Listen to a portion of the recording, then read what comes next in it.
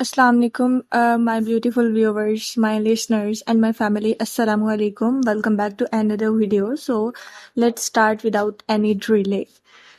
طلاق اور موت دونوں صورتوں میں یہ کمپنسیشن آپ کو ملے گی. اس نے دھیرے سے قلم نیچے رکھ دیا. لوہے کے کاغذ سے ٹکرانے کی آواز آئی. طلاق؟ باری باری دونوں کا چہرہ دیکھا. ماہر اسے ہی دیکھ رہا تھا. صرف روٹین کی کاروائی ہے مالا. ہم شادی کر رہے ہیں یا ٹریجڈی کی تیاری؟ اسے اپنی آواز پھنسی پھنسی سے لگی. ایک دم سے اس آفس کی دیواریں قریب آ چکی تھی. اتنی قریب کہ تمام لوگ دھندلے ہو گئے تھے، یا شاید وہ تمام لوگ دیواروں میں چن دیے گئے تھے. صرف وہ تھی، میز، اس پر رکھا کاغذ، قلم اور 4 دیواریں. اس کا سینہ تنگ ہونے لگا، سانس گھٹنے لگا. مالا، مالا، اسے پکار رہا تھا. اس نے ایک دم فائل پر دھکیلی، پھر کھڑی ہوئی. مجھے کچھ وقت چاہیے، میں آتی ہوں. کسی سے نگاہ ملائے بغیر وہ تیزی سے باہر نکلی. اس نے دیکھا کہ وہ اس کے پیچھے اٹھ کھڑا ہوا ہے، لیکن شاید اس کے وکیل نے اس کے ہاتھ کو پکڑا تھا، تبھی وہ رک گیا. اب کی دفعہ وہ آفس سے نکلی تو اسے دائیں بائیں کچھ دکھائی نہیں دیا. نہ گردنیں، نہ جوش والی سرگوشیاں، نہ شرارتی مسکراہٹیں. وہ تیزی سے حال عبور کرتی بغلی راہداری میں بڑھتی گئی. ریسٹ روم کا دروازہ کھولا تو سامنے آئینے سے ڈھکی دیوار سے آگے 3 سنک لگے تھے. وہ وسط سنک کے سامنے آ رکی، سنگ مرمر پر دونوں ہاتھ رکھے اور گہرے گہرے سانس لینے لگی. پھر اپنا عکس دیکھا تو چہرہ سفید تھا، سرخی بھی ساری ختم ہو چکی تھی. اب وہاں صرف سفیدی تھی. وہ ایک دفعہ پھر ٹریپ تھی. وہ اپنا خیمہ لگانے جا رہی تھی، لیکن ماہر اس دن کا سوچ رہا تھا جب وہ خیمہ اکھڑ جائے گا. وہ موت اور طلاق کے بارے میں سوچ رہا تھا، یا شاید وہ طلاق کو بھول گئی تھی. یہ رشتہ تو 3 الفاظ میں کسی دن ختم ہو سکتا تھا. وہ ایک دفعہ پھر اس کمرے میں قید تھی جس میں ایک بک شیلف رکھا تھا. اسے یہ بک شیلف اپنے سیاحت پہ گرا کے گھر سے باہر نکلنا تھا. وہ میرج مارکے کے باتھ روم میں کھڑی تھی. اس کی گردن کو کسی نے زور سے دبایا تھا. انگوٹھی کا نگینہ اس میں پیوست ہوا تھا. وہ برفیلے کنٹینر کے اندر زمین پر بیٹھی تھی. سردی اس کی رگوں میں گھس رہی تھی اور وہ برف کا مجسمہ بننے جا رہی تھی. وہ ٹریپ تھی. وہ کچن گارڈن کی مٹی پر گھٹنوں کے بل بیٹھی تھی، انگلی کے ناخنوں سے زمین کھوتی ہوئی اس فاختہ کو اس کے اندر ڈال رہی تھی. فاختہ کا سانس بند تھا جیسے اس کا سانس بند تھا. وہ گلاتا کے قریب کافی شاپ کی بلائی منزل پہ بیٹھی تھی. انہوں نے اس کا ڈرائیونگ لائسنس لے دیا تھا. وہ اس کو وہاں سے جانے نہیں دے رہے تھے. وہ ماہر کا انتظار کر رہی تھی. وہ ایک دفعہ پھر ٹریپ ہو چکی تھی. ہیپی برتھ ڈے ٹو یو. وہ آواز کہیں دور سے سنائی دی تھی. وہ چونک کے گھومی، دائیں بائیں دیکھا، وہاں کوئی نہیں تھا. یہ آواز اسے کیوں سنائی دے رہی تھی؟ یا شاید کوئی تھا جو اس آواز کو اس کی طرف بھیجتا تھا. زہیر کی آواز، کورس میں بہت سے لوگوں کے گنگنانے کی آواز. سنگے مرمر کے واش بیسن پر ہاتھ رکھے اپنے عکس کو دیکھتے کشمالہ مبین نے چند گہرے سانس لیے. 1 2 3. اسے خود کو کمپوز کرنا تھا. اس کا سانس اسے واپس کمپوز کرے گا، جیسے ایک بوڑھے مہربان نے کبھی اس کو سکھایا تھا.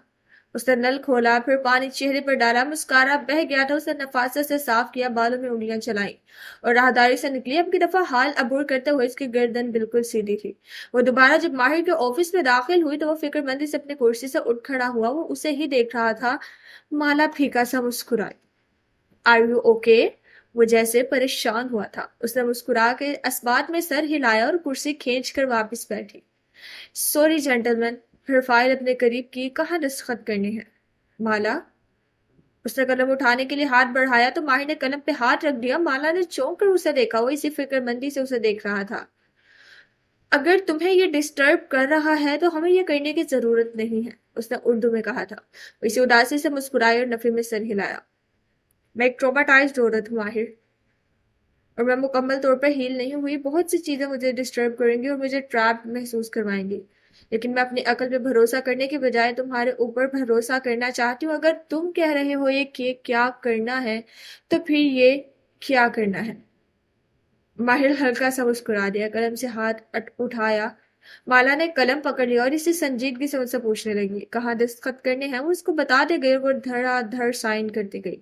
وہ ذہن کے کسی نہا کونے میں ظہیر کی ہیپی برتھ ڈے ٹو یو کی آواز اسے سنائی دے رہی تھی. اس کا خیمہ ایک دفعہ اکھڑا تھا. دوبارہ خیمہ بناتے ہوئے ہر قدم پہ وہ یوں ہی منجمد ہوگی، خوفزدہ ہوگی. وہ ٹریپڈ ہو جائے گی اور شاید وہ ہمیشہ ٹریپڈ رہے گی، لیکن وہ اس ٹریپ سے نکلنے کی کوشش نہیں چھوڑے گی. وہ ایک کے بعد ایک کاغذات پر سائن کرتی جا رہی تھی اور بالآخر وہ دن آن پہنچا تھا. یہ استنبول کی ان صبحوں میں سے ایک صبح تھی جب بادل آسمان پر کسی دھمکی کی طرح پھیلے ہوتے، نہ برستے تھے نہ پیچھے ہٹتے تھے، کبھی کبھی سورج کو درجوں میں سے چمکنے کا موقع دیتے اور پھر اس کا راستہ روک دیتے۔ ایسے میں اس شہر کے باس اس کشمکش میں ہی رہتے کہ آج وہ چھتریاں لے کر نکلے یا بھیگنے کا خطرہ مول لیں۔ اپنے سفید اور خالی خالی سی اپارٹمنٹ کی کھڑکی سے کشمالہ مبین نے آسمان کا رنگ دیکھا، پھر افسوس سے سر دائیں بائیں ہلایا۔ آج ماہر کے لیے ایک بہت بڑا دن تھا۔ آج اس کی برسوں سے بنائی جانے والی عمارت کا افتتاح تھا۔ آج کے دن بادلوں کو نہیں برسنا چاہیے تھا۔ آج کے دن انہیں سورج کو کرمزی عمارت کے 28 شیڈز پہ چمکنے کا موقع دینا چاہیے تھا۔ آج کے دن انہیں ماہر فرید کو کسی کشمکش میں نہیں ڈالنا چاہیے تھا۔ وہ کھڑکی سے ہٹی اور بیڈ روم کے کونے میں کھڑے آئینے کے سامنے آئی، ایک نظر خود پہ ڈالی۔ اس نے سفید ہائی نیک سویٹر پہن رکھا تھا جو ہاتھ سے بنا تھا اور نیچے بھورے رنگ کی سکرٹ تھی۔ عادتاً سویٹر کے آستین پیچھے کو چڑھایا ایسے کہ کلائیوں کے بریسلیٹ اور انگوٹھیاں دکھائی دینے لگی، پھر بالوں میں انگلیاں چلاتے ہوئے تنقیدی نظروں سے اپنا عکس دیکھا۔ وہ ابھی ابھی نہا کر نکلی تھی، بال ڈرائی کر لیے تھے لیکن ان میں نمی موجود تھی۔ ابھی تقریب میں کافی وقت تھا، سو وہ جانے سے پہلے انہیں اسٹائل کر لے گی۔ تقریباً دوپہر میں تھی اور اس کی ساری تیاری اس نے پچھلی رات کر رکھی تھی۔ بیڈ پر کپڑے، کوٹ، لیئرز، بیلٹ، جیولری سب کچھ بچھا تھا، نیچے جوتے سجے تھے۔ وہ آج نیلے رنگ کا لباس پہن رہی تھی، نیلا اور سفید۔ سرخ عمارت کے سامنے کھڑے ہوئے وہ بہت اٹھے گا، موتیوں کی جیولری بھی نیلے گاؤن کے اوپر رکھی تھی۔ آج اسے میک اپ کرنا تھا، اس لیے اس نے پلٹ کے آئینے میں چہرہ دیکھا۔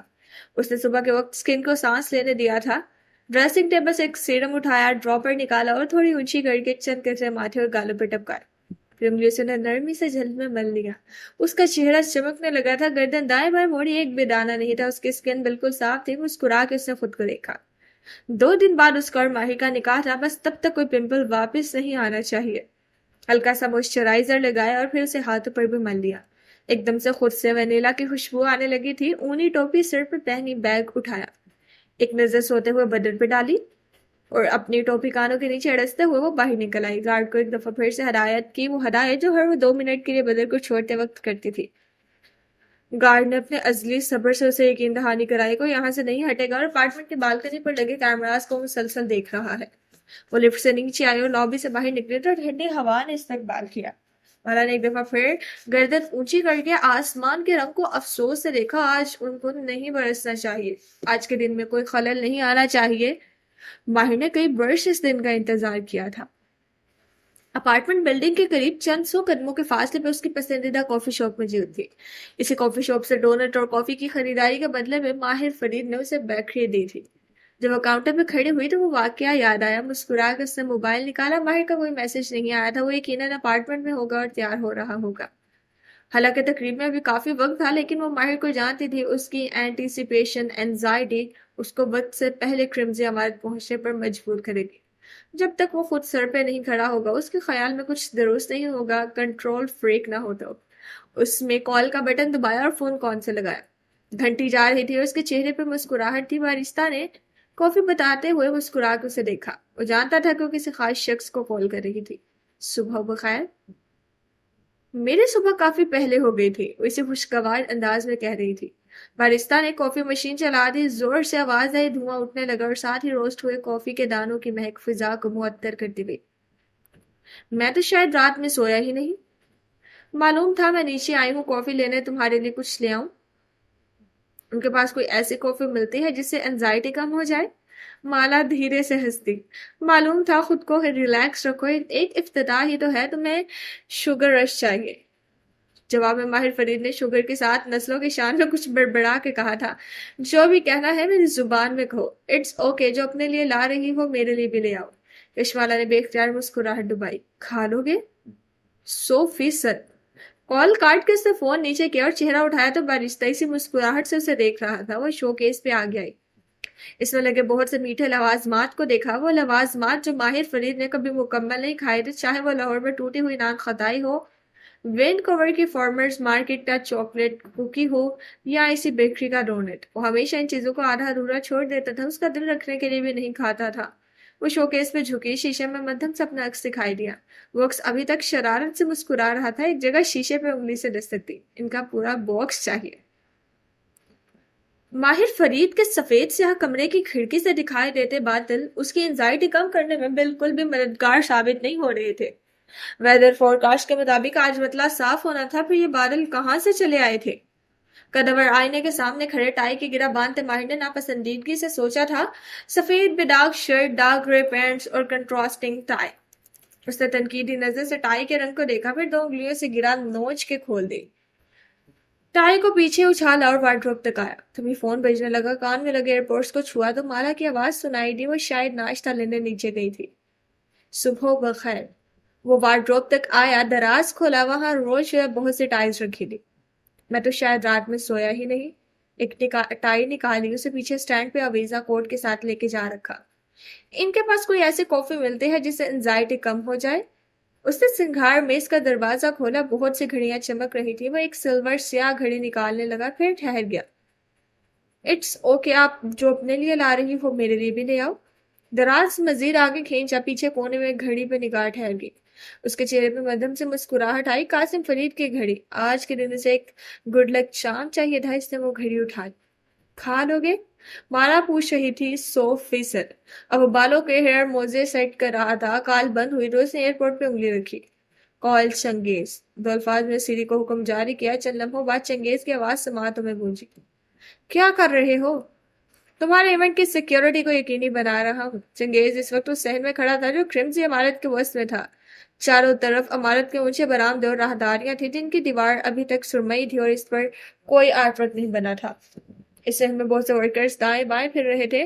ایک سٹیج لگایا جا رہا تھا، لائٹنگ، پھول، آرائش۔ ایسے میں چنگیز گردن اٹھا کے آسمان کو افسوس سے دیکھتے ہوئے کہہ رہا تھا، جس جگہ تم نے کھڑا ہونا ہے وہ مجھے ہائی رسک لگ رہی ہے۔ اوپر عمارت کی کسی بھی راہداری سے کوئی بھی سنائپر تمہارا شاٹ لے سکتا ہے۔ کم آن چنگیز، جو ہونا ہے وہ کر رہا ہوگا۔ میراج کا دن سیکیورٹی کی وجہ سے خراب مت کرو۔ تم بار بار بھول جاتے ہو کہ ایک سیریل کلر شہر میں موجود ہے۔ اس کی ایکس وائف سے تم شادی کرنے جا رہے ہو، اس کی فیملی مکمل ہونے میں صرف تم رکاوٹ ہو۔ سو ایسا ہو نہیں سکتا کہ وہ کوشش نہ کرے، اسی لیے میں تمہارا سٹیج موو کروا رہا ہوں۔ وہ سیریل کلر اتنا تربیت یافتہ ہے کہ اگر اس نے مجھ پر گولی چلانی ہوئی تو بند کمرے میں بھی چلا دے گا۔ میرے سٹیج کی جگہ کو تم نہیں چھیڑو گے، بجائے مجھے کسی بھی ڈربے میں بند کرنے کی اپنی سیکیورٹی پہ محنت کر رہے ہیں یار، اپنی طرف سے پوری کوشش کر رہے ہیں۔ ہم دفاعی اپروچ کیوں استعمال کر رہے ہیں چنگیز؟ اسے اس شہر میں کھلا کیوں چھوڑا گیا ہے؟ تمہیں اس کے ہینڈلر سے بات کرنی چاہیے تھی۔ انہوں نے تمہیں کہا تھا نا وہ 2 مہینے کے لیے آیا ہے اور واپس چلا جائے گا، تو وہ ابھی تک واپس کیوں نہیں گیا؟ اس کے 2 مہینے کب مکمل ہوں گے؟ کف لنکس پہنتے ہوئے اپنے عکس کو دیکھتے ہوئے ماہر کے چہرے پر بہت سی جھنجھلاہٹ دکھائی دی تھی۔ مجھے کیا معلوم اس کے 2 مہینے کب مکمل ہوں گے، تاریخیں تو نہیں بتائی انہوں نے مجھے۔ چنگیز بھی اکتا کے بولا تھا۔ بہت مشکل سے اتنا نگلوایا کہ وہ واقعی آفیشیل اسائنمنٹ پر موجود ہے۔ اس کا ہینڈلر مزید کوئی انفارمیشن دینے کے لیے تیار نہیں ہے۔ ضیاء سلطان کی زندگی کی حفاظت بھی اس کے ہینڈلر نے کرنی ہے۔ وٹ ایور، میرا بس دن خراب مت کرنا۔ اس نے کال کاٹ دی، پھر خود کو آئینے میں دیکھتے ہوئے چند گہرے سانس لیے۔ سنگھار میز پہ رکھی موم بتی کا جار اٹھایا، ڈھکن کھولا اور چہرے کے قریب لے جا کے سونگھا۔ آنکھیں بند کی۔ لیوینڈر اور موتی کی ملی جلی خوشبو اندر تک اتر گئی۔ اسے خوشبو سے بہت کچھ آ رہا تھا۔ اس خوشبو سے بہت کچھ جڑا تھا۔ آج کے دن اسے اس خوشبو کی ضرورت تھی۔ ابھی وہ کوٹ پہن رکھا تھا جب چنگیز کی دوبارہ کال آنے لگی۔ تمہاری جگہ تبدیل نہیں کر رہا، لیکن تم بالکل آخر میں پہنچو گے۔ میں آخر میں نہیں پہنچ سکتا، مجھے بہت سے انتظامات دیکھنے ہیں۔ میری سیکیورٹی خراب کرنے کے بجائے اپنی ٹیم سے کہو کہ وہ محنت کرے۔ چنگیز نے اسی کی بات تن سے اس کو لٹائی۔ تمہارا یہاں اوپن میں بہت دیر ہونا ٹھیک نہیں، ایونٹ کے قریب پہنچنا۔ ماہر نے جواب دیے بغیر کال کاٹ دی۔ اب چنگیز اسے بتائے گا کہ کیا کرنا ہے۔ یہ اس کی کرمزی عمارت تھی، کوئی اس کو نہیں بتا سکتا تھا کہ اس نے عمارت میں کب پہنچنا ہے یا اس کا رنگ کیا رکھنا ہے۔ اس نے کوٹ پہن کے ایک آخری نگاہ خود پہ ڈالی اور باہر نکل آیا۔ اسے فیضی خانم کو ہدایات دینی تھی کہ اس کا دوسرا سوٹ بھی گاڑی میں رکھوا دیں، ہو سکتا ہے اسے لباس ایک دفعہ پھر تبدیل کرنا پڑے۔ آج کے دن اس کے لباس پر شکن نہیں دکھائی دینی چاہیے تھی۔ وہ باہر آیا تو الفاظ منہ میں رہ گئی۔ مالا لیونگ روم میں کھڑی تھی، ٹوپی پہنے، بھورے اسکرٹ پہ سفید ہاتھ سے بنا سویٹر پہنے۔ وہ کاؤنٹر پہ کچھ رکھ رہی تھی، آہٹ پہ چہرہ اس کی طرف موڑا اور مسکرائی۔ ایک دم سے ماہر کی ساری انزائٹی وجود سے خارج ہو گئی۔ کندھے ہلکے پھلکے ہو گئے۔ چنگیز، زیاد، سیکیورٹی انتظامات، ہر شے جیسے منظرنامے سے ہٹ گئی۔ وہ سامنے تھی اور جیسے کوئی مشکل نہیں لگ رہی تھی۔ کیا لائی ہو؟ وہ مسکرا کے کاؤنٹر تک آیا۔ مالا نے کافی کا کپ اس کی طرف دھکیلا اور باکس کی طرف اشارہ کیا۔ ماہر نے بیکری کے باکس کا اسٹیکر اتارا اور احتیاط سے اسے کھولا۔ اندر بکلاوا کے 4 ٹکڑے اس کا منہ چڑھا رہے تھے۔ اس نے نگاہیں اٹھا کے مالا کو دیکھا، پھر بکلاوا کو، پھر واپس مالا کو۔ بکلاوا؟ سیریسلی؟ مالا نے زبردستی مسکراہٹ روکتے ہوئے کندھے اچکائے۔ شوگر رش یاد دلایا۔ ماہر نے جبرن مسکراتے ہوئے ڈھکن بند کیا، اس بات میں سر ہلایا۔ تم جانتے ہو اس شہر میں فورنرز کے علاوہ کوئی اس چیز کو نہیں کھاتا۔ اس نے بہت دقت سے اس ڈبے کو ڈسٹ بن میں ڈالنے سے جیسے خود کو روکا تھا۔ اور ہم فورنرز ہی ہیں؟ وہ سینے پر بازو لپیٹے مسکرا کے اسے دیکھ رہی تھی۔ کھانا؟ ماہر نے جیسے تھوک نکلا ڈھکن دوبارہ کھولا، ایک دفعہ پھر مالا کو دیکھا۔ وہ انہیں مسکراتی نظروں سے جیسے اس کے کھانے کی منتظر تھی۔ اس نے 2 انگلیوں سے ایک ٹکڑا اٹھایا۔ بکلاوا کا گھی اور شیرہ انگلیوں پر لگ گیا۔ بہت دقت سے ماہر فرید نے چہرے کے تاثرات نارمل رکھے۔ ایک ذرا سی بائٹ لی، کیونکہ کشمالہ مبین سے کچھ بعید نہیں تھا۔ وہ پرسوں کا فنکشنل کینسل ہی نہ کر دے، لیکن ایک بائٹ سے زیادہ وہ اس میٹھے زہر کو اندر نہیں اتار سکتا تھا۔ اس نے ہاتھ کھایا، بکلاوا واپس ڈبے میں رکھا۔ اسے چباتا ہوئے سر اس بات میں ہلایا، بدک نکلا اور جبری مسکراہٹ کے ساتھ بہت ضبط سے الفاظ جوڑے۔ تھینک یو میرے لیے یہ لانے کے لیے۔ ڈبہ بند کیا اور ٹشو کے لیے ہاتھ بڑھایا تو مالا نے کاؤنٹر پر رکھا ٹشو باکس اس کے سامنے کیا۔ وہ اسی طرح مسکراہٹ دبائے اسے دیکھ رہی تھی۔ پورا باکس ختم کرنا؟ انگلی اٹھا کے نصیحت کیا اور دروازے کی طرف مڑنے لگی، پھر رک کے واپس پلٹی۔ ہم نے ایونٹ پہ کس وقت جانا ہے؟ میں ابھی نکل رہا ہوں، تم لوگ آرام سے آنا۔ اردو مجھے ڈراپ کر کے تمہارے پاس آ جائے گا، وہ تمہیں اور فیضی خانم کو لے آئے گا۔ پھر رک کے جیسے اس سے پوچھا، بدر اور حلال بھی آئیں گے رائٹ؟ مالا نے اس بات میں سر ہلا دیا۔ آف کورس، ہم سب کو وہاں ہونا چاہیے۔ میں ابھی اردو کو لے کے جا رہا ہوں، جب تمہیں ڈرائیور چاہیے ہو تو اس کو بلوا لینا، یہ تم لوگوں کو لے جائے گا۔ ماہر نے پھر سے جیسے تاکید کی۔ ہیلو، میں بھی اس گھر میں رہتا ہوں، میرے پاس بھی ایک کار ہے۔ کسی کونے سے آواز آئی تو ان دونوں نے گردن موڑی۔ لاؤنج کے صوفے پر آلتی پالتی کے بیربل فرید نائٹ سوٹ میں کمبل اوڑے بیٹھا تھا۔ بال اور چہرے سے لگتا تھا کہ اس نے صبح اٹھنے کے بعد منہ نہیں دھویا۔ گود میں پلیٹ لیا اور ٹوسٹ میں کچھ لگائے کھا رہا تھا۔ تم ایونٹ تک جاگ جاؤ، یہی بہت ہے۔ ماہر نے ناپسندیدگی سے اس کے ٹوسٹ پر لگی شے کو دیکھا اور افسوس سے سر دائیں بائیں ہلایا۔ بیربل نے اس کی نظریں دیکھ لی تھی۔ اس نے پروسیسڈ کریم چیز کا جار اٹھایا، چمچ بھر کے اندر سے نکالا اور ماہر کی آنکھوں میں دیکھتے ہوئے اسے ٹوسٹ کے اوپر گرا دیا، پھر چمچ کی پشت سے اسے پھیلانے لگا۔ ماہر بے آپ جائیں، اپنی عمارت کا خیال کریں، اپنے مزدوروں کو ہراس کریں، ہم لوگ ایک ساتھ آ جائیں گے۔ ماہر نے کچھ کہنے کے لیے ہونٹ کھولے کہ بیربل نے ہاتھ اٹھا دیے۔ ماہر یار، تم اتنی جلدی اس گھر سے چلے جاؤ گے، ہمارا یہ وقت سکون سے گزرے گا، کیونکہ تمہاری انزائٹی اور ڈانٹ ڈپٹ سے ہم سب کی مینٹل ہیلتھ بہت بری طرح متاثر ہونے والی ہے۔ پھر ماہر کی آنکھوں میں دیکھتے ہوئے ٹوسٹ کی بائٹ لی۔ اف! ماہر نے ضبط سے دان پہ دان جمایا، سر ہلایا۔ ٹھیک ہے، لیکن ان سب کو وقت پہ لے آنا۔ پھر مالا کو دیکھا جو اب تیار ہونے کا کہہ کے واپس جا رہی تھی۔ وہ فیضی خانم کو اپنا سوٹ کا بتانے لگا، چند ہدایات دیں، چند کچن میں بکھری چیزوں پہ تنقید کی، پھر ایئرپورٹس کو چھوا اور ایک کے بعد ایک کال ملانے لگا۔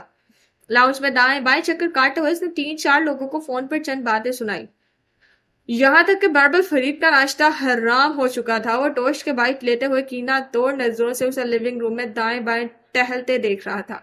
فون بند ہوا تو بیربل نے نوالا نگلتے ہوئے اسے ٹوکا، یار تم وہیں چلے جاؤ، ہمارے سر پہ کیوں کھڑے ہو؟ پہلوؤں پہ ہاتھ رکھے کھڑے مسترب سے ماہر فرید نے گردن موڑ کے اسے دیکھا۔ تم ابھی شروع کرو گے تو ایونٹ تک تیار ہو گئے، مگر تمہارا ناشتہ ہی ختم نہیں ہوا۔ میرے ناشتے کو نظر مت لگاؤ، میں نے کہا میں وقت پر پہنچ جاؤں گا اور سب کو پہنچا دوں گا، تو مسئلہ کیا ہے؟ مجھے تمہاری ٹائم مینجمنٹ پہ بھروسہ ہوتا تو آج ہم یہاں نہ ہوتے، وہ درشٹی سے بولا۔ بیربل فرید پہ کوئی اثر نہیں ہوا تھا، اطمینان سے نوالا نگلا اور پھر سوچتی نظروں سے ماہر کو دیکھا۔ شبنم بتا رہی تھی تم نے اپنی وصیت تیار کر لی ہے، میرے نام کچھ لگایا ہے یا سب کچھ مالا کے نام کر دیا؟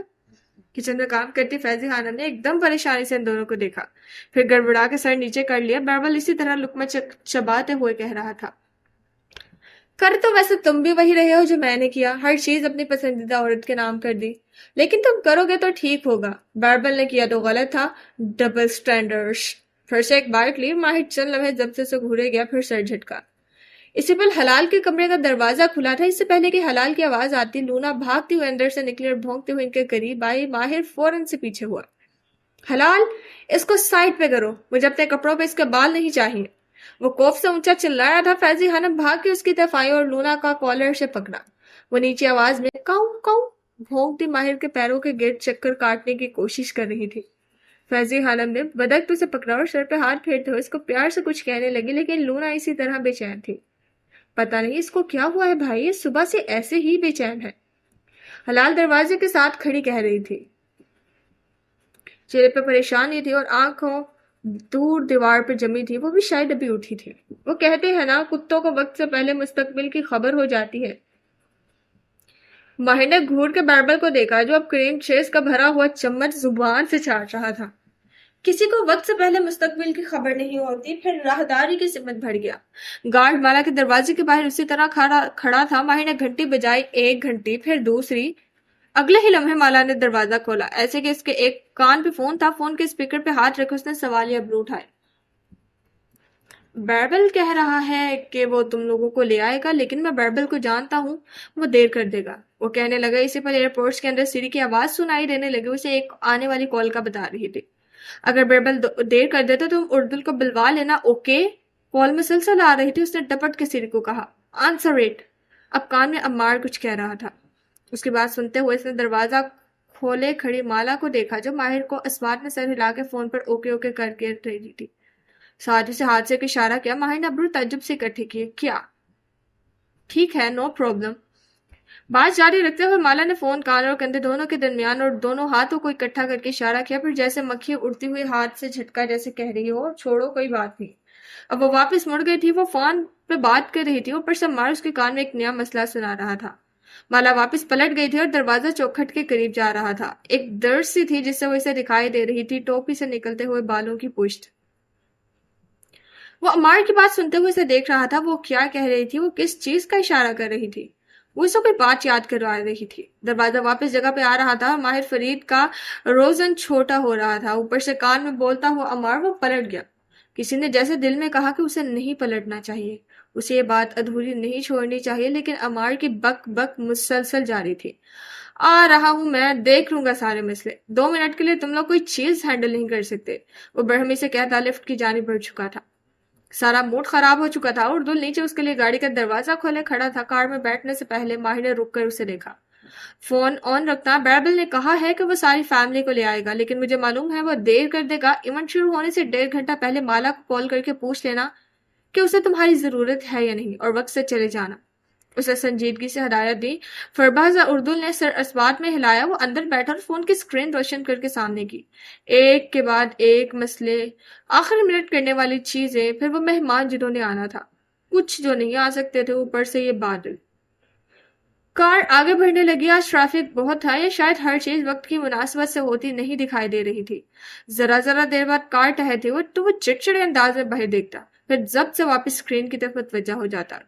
چند لمحے کے لیے جب ساری کالز تھم گئی اور کوئی مزید مسئلہ سامنے نہیں آیا تو ماہر نے فون رکھا، ایئرپورٹس کان سے نکالے، کھڑکی کے باہر سڑک اور اوپر سرمئی آسمان کو دیکھا۔ وہ اس سے کیا کہہ رہی تھی؟ وہ دونوں ہاتھوں کو چکور بنائے کس چیز کا اشارہ کر رہی تھی؟ وہ اسے کیا یاد کروا رہی تھی؟ اسے یہ گفتگو ادھوری نہیں چھوڑنی چاہیے تھی۔ وہ ہر چیز ادھوری چھوڑ دیتا ہے، نان خطائی بھی، کوکیز بھی، ڈونٹ بھی، بہت سی باتیں بھی۔ اسے یہ گفتگو مکمل کرنی چاہیے تھی۔ اسے رک کے مالا کی کال مکمل ہونے کا انتظار کرنا چاہیے تھا، لیکن ماہر فرید کو ہمیشہ جلدی ہوتی تھی، لندن چھوڑ کے جانے کی، کرمزی عمارت بنانے کی، لاہور سے واپس جانے کی۔ بہت سے خیالات ایک دم سے آپس میں خلط ملط ہونے لگے۔ اس نے بے اختیار ٹائی کی نوٹ ڈھیلی کی، اسے جیسے گھٹن ہو رہی تھی۔ شاید ہیٹر تیز تھا، شاید اسے مالا کی بات سننی چاہیے تھی، شاید اسے رک کے اسے آخری نظر دیکھنا چاہیے تھا، لیکن آخری نظر کیوں؟ ابھی ایونٹ پہ وہ دونوں ساتھ ہوں گے، اردل اسے وقت پہ لے آئے گا، پھر کیا مسئلہ تھا؟ اس نے بیک ویو میں اردل کا چہرہ دیکھا، پھر کلائی پر بندی گھڑی دیکھی، وقت کی سوئیوں کا ذہنی کیلکولیٹر پہ حساب کیا۔ اسے چیزیں ادھوری نہیں چھوڑنی چاہیے تھی، اسے لاہور سے واپس نہیں جانا چاہیے تھا، اسے وینکوور کے بعد مالا کو مزید ای میلز کرنی چاہیے تھی، اسے اس کا غصہ ٹھنڈا ہونے کا انتظار کرنا چاہیے تھا، اسے اتنا وقت ضائع نہیں کرنا چاہیے تھا۔ کار واپس موڑو۔ اردل نے بے اختیار گردن پوری طرح موڑ کیا سے دیکھا۔ سر واپس؟ ابھی ایونٹ میں کافی ٹائم ہے، ویسے بھی چنگیز نے کہا تھا کہ میں دیر سے آؤں۔ واپس موڑو، مجھے اپارٹمنٹ جانا ہے۔ وہ جیسے جلدی میں تھا، کوئی چیز تھی جو ذہن میں چپ سے گئی تھی، کسی کانٹے کی طرح، برفیلی پہاڑوں کے درمیان کسی شگاف کی طرح۔ کچی برف پر پاؤں رکھا اور پہاڑ نے انسان کو نگل لیا، کوئی ایسی خلش سی تھی۔ اپارٹمنٹ بلڈنگ کی لابی سے لفٹ اور لفٹ سے اوپر تک کا سفر اس نے عجیب بے چینی میں گزارا تھا. عمار کی پیٹ سے کال آ رہی تھی لیکن اس نے کاٹ دی. راہداری میں تیز قدموں سے بھرتا وہ مالا کے اپارٹمنٹ تک آیا. بیل بجائی. 1 گھنٹی, دوسری گھنٹی, تیسری دفعہ گھنٹی پر ہاتھ رکھنے لگا کہ قریب کھڑا گارڈ کھنکھارا. وہ گھر پہ نہیں ہے. بھائی نے چونک کر اسے دیکھا. کہاں ہے؟ مجھے نہیں معلوم. وہ ابھی باہر نہیں نکلی تھی. تو پہلے بتاؤ نا. اسے جھڑک کے وہ اپنے اپارٹمنٹ کی طرف آیا. لاؤنج میں سامنے کا منظر اب قدرے تبدیل ہوتے نظر آیا.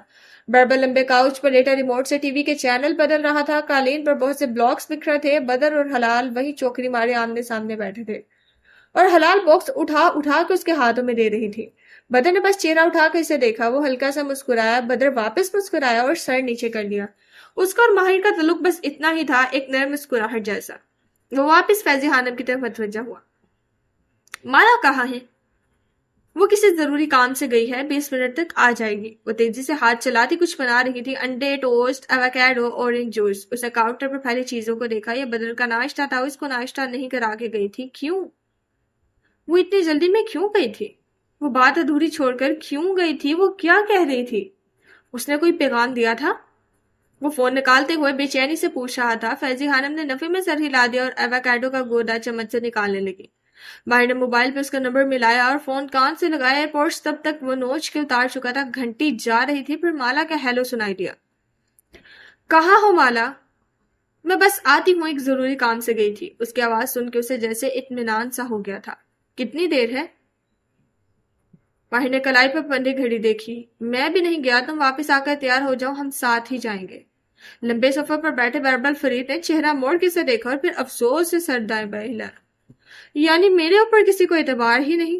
اونچی آواز میں بولا تھا. ماہر نے ہاتھ سے اسے چپ ہونے کا اشارہ کیا اور واپس فون کی طرف متوجہ ہوا. اوکے, نو پرابلم, میں بس آتی ہوں کچھ دیر میں. وہ جلدی میں لگ رہی تھی, مصروف سا انداز. ماہر نے فون نیچے رکھ دیا. اب اسے انتظار کرنا تھا. 20-25 منٹ کی ہی بات تھی. 20-25 منٹ کے لیے وہ مالا کا انتظار کر سکتا تھا. جہاں اتنے برسوں سے انتظار کیا تھا وہاں چند منٹ اور صحیح. چند منٹ اسی طرح گزر گئے. بار بار لمبا لیٹا ڈھٹائی سے ٹی وی دیکھے گیا. اس سے بات کرنا ہی فضول تھا.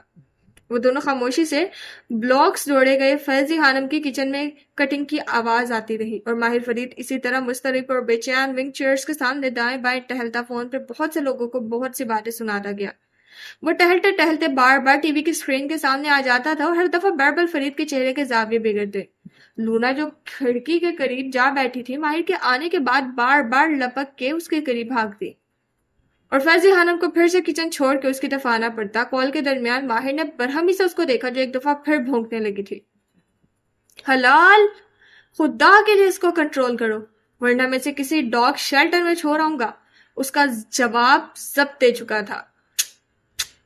بربل کی جانوروں کے حقوق کی رگ پھڑک اٹھی. کسی طنز کے لیے منہ کھولا کہ ماہر نے ہاتھ اٹھا کر اسے خاموش کر دیا. پھر اتنی ہی درشتی سے فون میں کہا, میں یہاں سے بیٹھ کے الیکٹرک سپلائی کا مسئلے کو حل نہیں کر سکتا. عمار, کسی ٹیکنیکل آدمی کو کال کرو اور اس سے کہو کہ وہاں پہنچے. اس ساری بے چینی, مالا کا انتظار, بلڈنگ کے مسئلے اور بربل کی بک بک کے درمیان کنکھیوں سے اسے دکھائی دیا تھا کہ بلاکس جوڑتے. بدر نے ایک دم چہرہ اٹھا کر اسے دیکھا تھا, پھر راہداری کو. ساری آوازیں ایک دم سے جیسے بند ہو گئی. عمار کچھ کہہ رہا تھا لیکن ماہر نے فون نیچے کر دیا. وہ رک کے بدر کو دیکھنے لگا. لونا کی کاؤں کاؤں بھی اب جیسے سنائی نہیں دے رہی تھی. بدر کی سبز آنکھیں بنا پلک جھپکائے راہداری پہ جمی تھی. پھر اس نے واپس ماہر کو دیکھا, پھر دوبارہ راہداری کو. ان آنکھوں میں کچھ تھا. ماہر نے ان کے تعاقب میں راہداری کو دیکھا. وہ خالی تھا, وہاں کوئی نہیں تھا. کیا بدر کو کچھ نظر آ رہا تھا جو وہ نہیں دیکھ سکتا تھا؟ وہ ایک دم اس کے سامنے آیا. بلوکس ہاتھ سے پرے کیا, بنجوں کے بل بیٹھے اور نرمی سے دونوں ہاتھ اس کے کندھوں پہ رکھے. بدر, ادھر دیکھو میری طرف.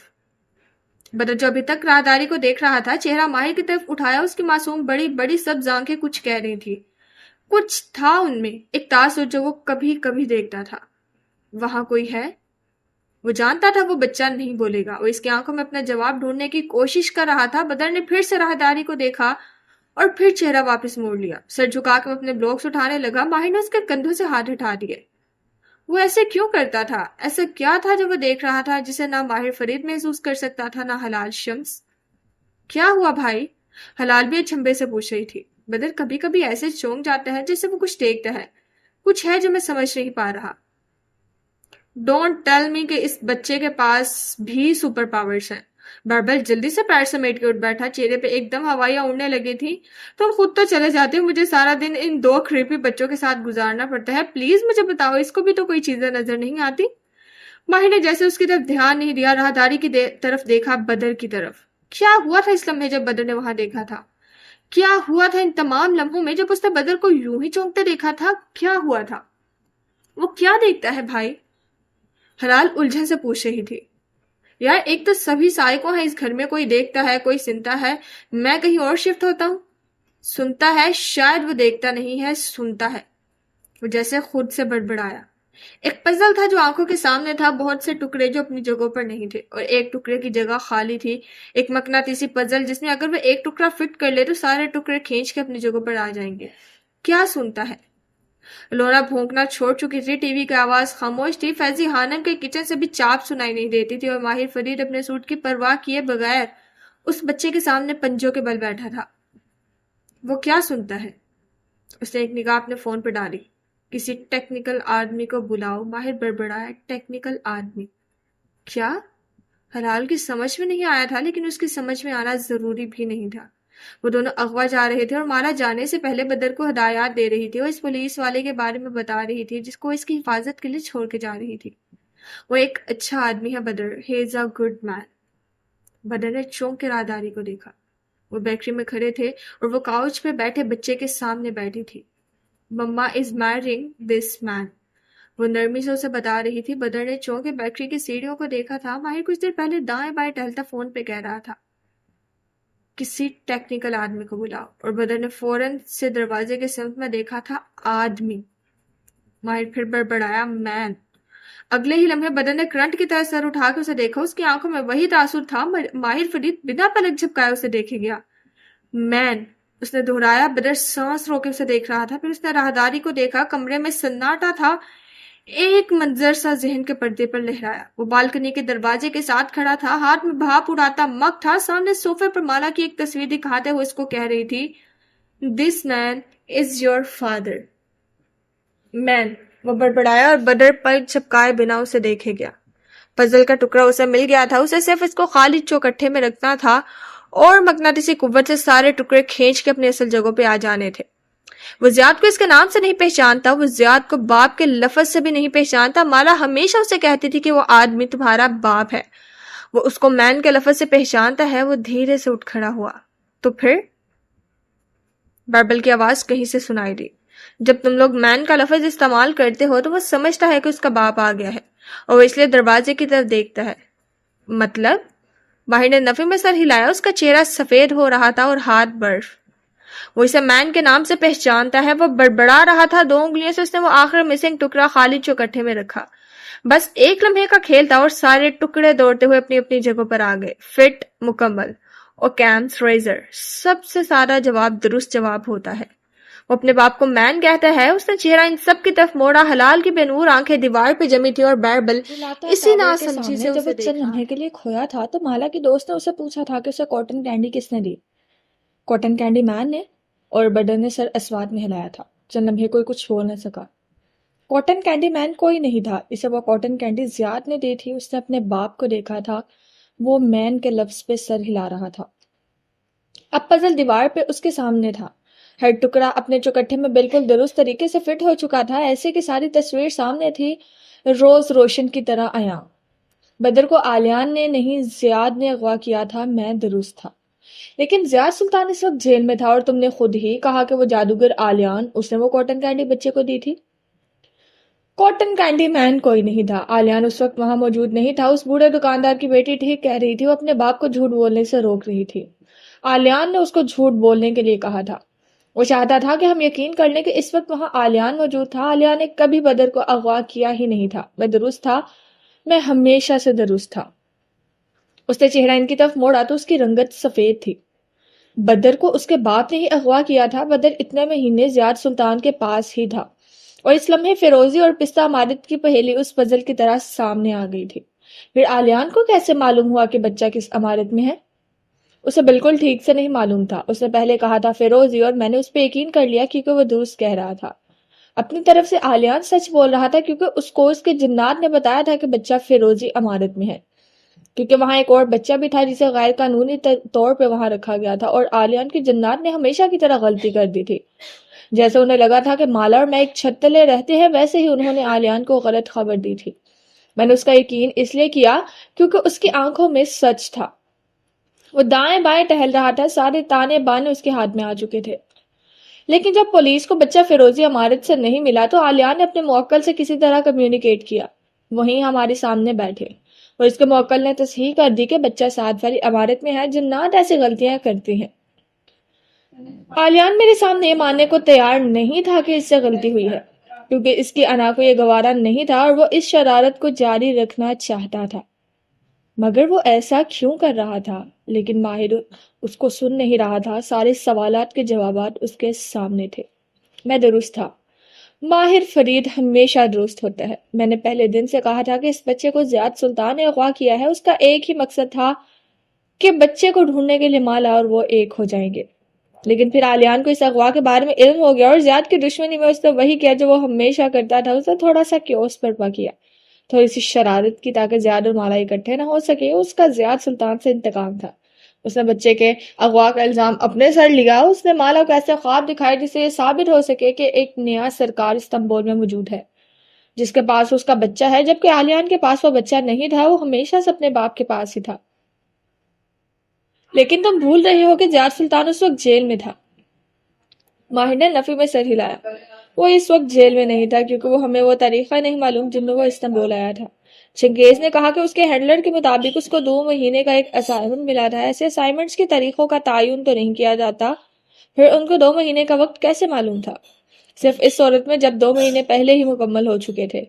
زیاد سلطان نے واقعی یہاں پہ ایک اسائنمنٹ کیا تھا، لیکن گرمیوں میں۔ آج سے کئی مہینے پہلے وہ اپنا اسائنمنٹ کر کے واپس جیل چلا گیا تھا اور پھر دنیا دکھاوے کے لیے چند مہینوں کے بعد اس کو ریلیز کیا گیا۔ وہ سب کچھ جسے ہم حال میں ہوتا ہوا سمجھ رہے تھے وہ ماضی میں ہو چکا تھا۔ اس وقت وہ اس شہر میں کسی اسائنمنٹ کے لیے موجود نہیں ہے، وہ آزاد ہے اور وہ یہاں ایک ہی مقصد کے لیے آیا ہے۔ اس نے چونک کے بدر کو دیکھا، وہ واپس اپنے بلاک چو رہا تھا۔ مالا اس کے باپ کا نام نہیں لیتی تھی، وہ اس کو مین کہتی تھی، اس لیے اس نام سے اس کی کوئی انسیت نہیں تھی، نہ وہ اس نام پہ چونکتا تھا۔ تمہیں نقصان پہنچانے؟ باربل نے پریشانی سے اسے دیکھا۔ وہ اس شہر میں صرف تم سے انتقام لینے آیا ہے ماہر اسی طرح لیونگ روم کے وسط میں کھڑا تھا، آنکھیں چھوٹی کر کے وہ دور کسی غیر مرئی نقطے کو دیکھ رہا تھا۔ وہ نقطہ بڑا ہو کے ایک کاٹیج بن گیا تھا، پانی اور درختوں کے درمیان ایک کاٹیج، اور وہ دونوں اس کے باہر آمنے سامنے تھے۔ تم ابھی میرے کام کرنے کے طریقے سے واقف نہیں ہو، زیاد سلطان نے برسوں پہلے کہا تھا۔ تمہاری زندگی میرے ہاتھوں ہی ختم ہوگی۔ ماہر فرید زیر لب بڑبڑایا، میری زندگی اس کے ہاتھوں ختم ہوگی، اور پھر سوالیہ نشان ختم ہو گئے۔ اس کے دل پہ جیسے کسی نے بھاری بھوت رکھ دیے۔ میری زندگی؟ اس نے تیزی سے موبائل نکالا۔ وہ مجھے نہیں مارنا چاہتا۔ مالا کا نمبر ملا کے اس نے فون کان سے لگایا۔ وہ مالا کو مار دے گا، وہ میری زندگی ہے۔ اسے خود کو خوف اور بے یقینی سے کہتے سنا تھا، وہ اس شہر میں مالا کو مارنے آیا تھا۔ کشمالہ مبین نے شیشے کے شوکیس پہ انگلی رکھی۔ بارستہ نے گردن ترچھی کر کے دیکھا۔ وہ مسکراہٹ دبائے بکلاوا کی طرف اشارہ کر رہی تھی۔ وہ جانتی تھی وہ بکلاوا نہیں کھائے گا۔ اتنا خستہ، چکنائے اور میٹھے سے بھرا بکلاوا ماہر بے کے حلق سے نہیں اترے گا۔ وہ بہت سی چیزوں کی طرح اس کو بھی دھورا چھوڑ دے گا، لیکن آزمانے میں کیا حرج تھا؟ وہ جب بکلاوا اور کافی لیے اس کے اپارٹمنٹ میں آئے اور کچن کاؤنٹر پر رکھا تھا، وہ باہر نکل رہا تھا۔ مالا نے بہت مشکل سے خود کو مسکرانے سے روکا اور سنجیدگی سے بکلاوا کی پیشکش کی۔ وہ ایک بھی بائٹ لے گا، لیکن کم از کم ایک لقمہ اس نے ماہر کو اپنے سامنے حلق سے اتارتے دیکھ لیا تھا۔ گڈ۔ اس کے بعد ماہر اور باربل کسی بحث میں پڑتے دکھائی دیے تو اپنے اپارٹمنٹ کی طرف آ گئی۔ بدر اٹھ چکا تھا، اسے اس کو ناشتہ کروانا تھا اور پھر ایونٹ کی تیاری کرنی تھی۔ وہ بعد میں ٹیکسی سے بھی جا سکتی تھی، لیکن ماہر چاہتا تھا اس کو ذرا سی بھی تکلیف نہ ہو۔ ویسے بھی آج بارش ہونی تھی اور بارش میں استنبول میں ٹیکسی بہت مشکل سے ملتی تھی۔ وہ ابھی فریج سے ناشتے کی چیزیں نکال رہی تھی جب فون بجنے لگا۔ کشمالہ خانم، آپ کی کال آئی تھی پارسل کے لیے۔ میں کل سے کال کر رہی ہوں، میرا پیکیج ابھی تک مجھے ڈیلیور نہیں ہوا۔ 2 دن بعد میری شادی کا فنکشن ہے اور مجھے اپنا ڈریس چاہیے۔ نہ چاہتے ہوئے بھی اس کی آواز تلخ ہو گئی۔ اتنا بڑا برانڈ جو ماہر کے کہنے میں اس نے لیا تھا، کیونکہ شبنم کا ماننا تھا کہ اس سے نیچے کسی ٹیگ سے اسے شاپنگ نہیں کرنی چاہیے، لیکن وہ وقت پر اسے اس کا ڈریس نہیں پہنچا سکا تھا۔ آپ کا پیکیج آج صبح ہی ڈیلیور ہو گیا تھا۔ مالا نے چونک کے دروازے کی سمت دیکھا۔ مگر مجھے کوئی پیکج نہیں ملا. کہیں انہوں نے ساتھ والے اپارٹمنٹ میں نہ دے دیا ہو. وہ ایک دم پریشان ہوئی. وہ نہیں چاہتی تھی کہ ماہر اس کا ڈریس دیکھے. وہ سرپرائز تھا. اس شہر کے کلچر نے تھوڑا بہت اس کے اوپر اثر کر دیا تھا. مجھے چیک کرنے دے. سیلز مین مصروف سے انداز میں کہہ رہی تھی. چند کیز پریس کرنے کی آواز آئی. دوسری طرف گھنٹی بجی. وہ فون کان سے لگائے دروازے کی طرف گئی. آپ کا پیکج کل شام بیربل کی بیکری میں ڈیلیور ہوا ہے. نشان اچھی میں. واٹ؟ وہاں کیوں؟ آپ نے یہی ایڈریس دیا تھا. اف، اس نے بے اختیار ماتھے کو چھوا. وہ سارا وقت بیکری پہ ہوتی تھی، شاید اسی لیے اس نے وہ ایڈریس دے دیا تھا. آپ کے نمبر پہ میں پیکج کی تصویر بھیج رہی ہوں. وہ بیکری کے دروازے پہ پڑا ہے. اس شہر کے رائڈرز کا اصول تھا کہ پیکج ڈیلیور کر کے وہ دروازے پر اس کی تصویر کھینچ کے بھیجتے تھے. اس نے فون کان سے ہٹا کر اسکرین دیکھی. تصویر سامنے تھی. اتنا بڑا ڈبہ دروازے پہ پڑا تھا. ابھی بارش آئے تو سب بھیگ کے تباہ ہو جائے گا. اس نے بے اختیار فون کان سے لگایا. آپ کو مجھے انفارم تو کرنا چاہیے تھا. دوسری گھنٹے بجی تو اس نے جلدی سے آگے بڑھ کے دروازہ کھولا. سیلز مین کچھ کہہ رہی تھی لیکن مالا نے فون قدر نیچے کر کے اس کی بات سننی چاہی. وہ چوکھٹ میں کھڑا اسے کچھ بتا رہا تھا. میں جا رہی ہوں، بیربل تمہیں لے آئے گا، ورنہ گاڑی منگوا لینا. اس نے جلدی جلدی ساری بات سنی. کان پر لگے فون میں ساتھ ہی بولی. پھر ایک دم کچھ یاد آیا. ہاتھ ہلا کے ماہر کو ایک آخری تاکید کی. وہ سمجھ جائے گا. اور پھر پلٹ گئی. سوری، ہمیں پیکج یوں نہیں چھوڑنا چاہیے تھا. میں آپ کی طرف سے شکایت ریکارڈ کروا دیتی ہوں. نہیں ٹھیک ہے، نو پرابلم. وہ فون کان سے لگائے پلٹ گئی. لیکن کیا آپ مجھے وہ گھر پر ڈیلیور کروا سکتے ہیں؟ میم اس وقت تو مشکل ہوگی. کیا آپ وہ خود پک کر سکتی ہیں؟ ویکنڈ شروع ہونے والا تھا. جمعے کی نماز کے ساتھ اس شہر کے سارے سست لوگ کام کرنا بند کر دیتے تھے. دروازہ پیچھے بند ہو چکا تھا. مالا نے فون کان سے ہٹائے. سے خود ہی کچھ کرنا تھا. بیکری زیادہ دور نہیں تھی، 20 منٹ کی ڈرائیو. اس نے جلدی جلدی بدر کی چیزیں اٹھائی. اس کو بستر سے نکالا. جب تک وہ باہر آئی ماہر جا چکا تھا. بدر کو فیضی خانم کے پاس چھوڑا. اس کا ناشتہ سمجھایا. بہت سی تاکید کی اور سویٹر اور اسکرٹ کے اوپر کوٹ پہنتی. اونی اسکارف گردن کے گرد لپیٹی. وہ تیزی سے لفٹ کی طرف بھاگی. ٹیکسی آسانی سے مل گئی تھی. ابھی بادل برسنا شروع نہیں ہوئے تھے. وہ جانتی تھی کہ پہلی بوند کے ساتھ جہاں زمین کے سارے کیڑے باہر آ جائیں گے وہیں ساری ٹیکسیز زیر زمین چلی جائیں گی. آج سڑکوں پر رش معمول سے زیادہ تھا. وہ مسلسل کھڑکی کے باہر دیکھتی. پریشانی سے انگلیاں چٹک رہی تھی. دروازے کے اوپر پیکج کون رکھتا ہے؟ بارش آ گئی ہے. کسی نے فٹ پاتھ پر پانی گرا دیا تو وہ بھیگ جائے گا. اس کا کامدار لباس تباہ ہو جائے گا. پہلے ہی ماہر کا اتنا خرچہ ہوا تھا اس پہ. اف. ٹیکسی آگے بڑھ رہی تھی. بہت سے ہارن، وائپر چلنے کی آواز، ٹپ ٹپ گرتے قطرے، اور سب میں دور کسی کونے سے آواز سنائی دینا شروع ہوئی. ہیپی برتھ ڈے ٹو یو. کورس میں جیسے بہت سے لوگ بولے تھے. ظہیر کی آواز ان میں سب سے نمایاں تھی. مالا نے چونک کے دائیں بائیں دیکھا. وہ ٹیکسی میں اکیلی تھی. شیشے دھندلے ہو رہے تھے اور پانی ٹپ ٹپ گرتا جا رہا تھا. ہیپی برتھ ڈے ٹو یو. ظہیر کی آواز اسے کیوں سنائی دیتی تھی؟ اور یہ آواز پہلی دفعہ کب آئی تھی؟ برسوں پہلے جب اسے کال کر کے بتایا گیا تھا کہ اوشن میں آگ لگی ہے. وہ اپنے قیمتی ڈاکومنٹس اور ڈائمنڈز بچانے کے لیے جو اوشن کے لاکر میں پڑے تھے بھاگ کے وہاں آئی تھی. اور راستے میں اس نے کسی کو گاڑی تلے دے دیا تھا. کیا کوئی اس کی گاڑی کے نیچے آنے والا تھا؟ اس نے چونک کے ڈرائیور کو دیکھا. دھیان سے چلانا، وہ بے اختیار بولی. کچھ تھا جو اس سب میں غلط تھا. وہ جب تک اوشن میں پہنچی تھی تو اندر اندھیرا تھا، کوئی آگ نہیں تھی، اور پھر ایک دم سے ساری بتیاں جل اٹھی تھی. اس کی سالگرہ کا کیک اس کے سامنے تھا. ظہیر سمیت بہت سے لوگ تالیاں بجاتے ہوئے ہیپی برتھ ڈے کہہ رہے تھے. وہ ٹھیک سے مسکرا بھی نہیں سکی. وہ جلدی میں ایکسیڈنٹ کرائی تھی اور وہ لوگ اس کو پرینک کر رہے تھے. Madam, madam. ٹیکسی ڈرائیور کے پکارنے پہ وہ چونکی. وہ ٹیکسی بیکری کے دھانے پہ روک چکا تھا اور مشین سامنے کی اسے کارڈ ٹیپ کرنے کے لیے کہہ رہا تھا. مالا نے گمسم سی ہو کر دروازے کے باہر دیکھا. شیشہ بار بار پانی کے باعث دھندلا ہو رہا تھا. کیا یہ کوئی پرینک تھا؟ کیا کوئی اس کی میموریز کے ساتھ کھیل رہا تھا؟ مادام. ٹیکسی ڈرائیور کی آواز تیش سے بلند ہوئی. اس نے جلدی سے کارڈ ٹیپ کیا اور باہر نکلی. بوٹ سے ٹھک ٹھک چلتی وہ چند قدم آگے آئی.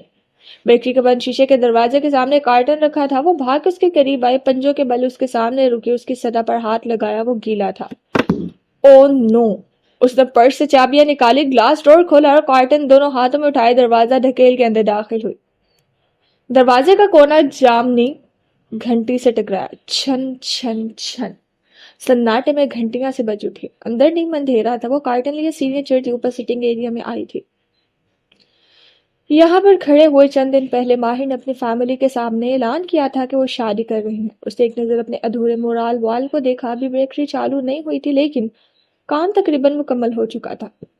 لیبر اپنا کام کر کے جا چکے تھے، اب صرف اس کا کام رہتا تھا جس کو وہ شادی کے بعد کمپلیٹ کرے گی۔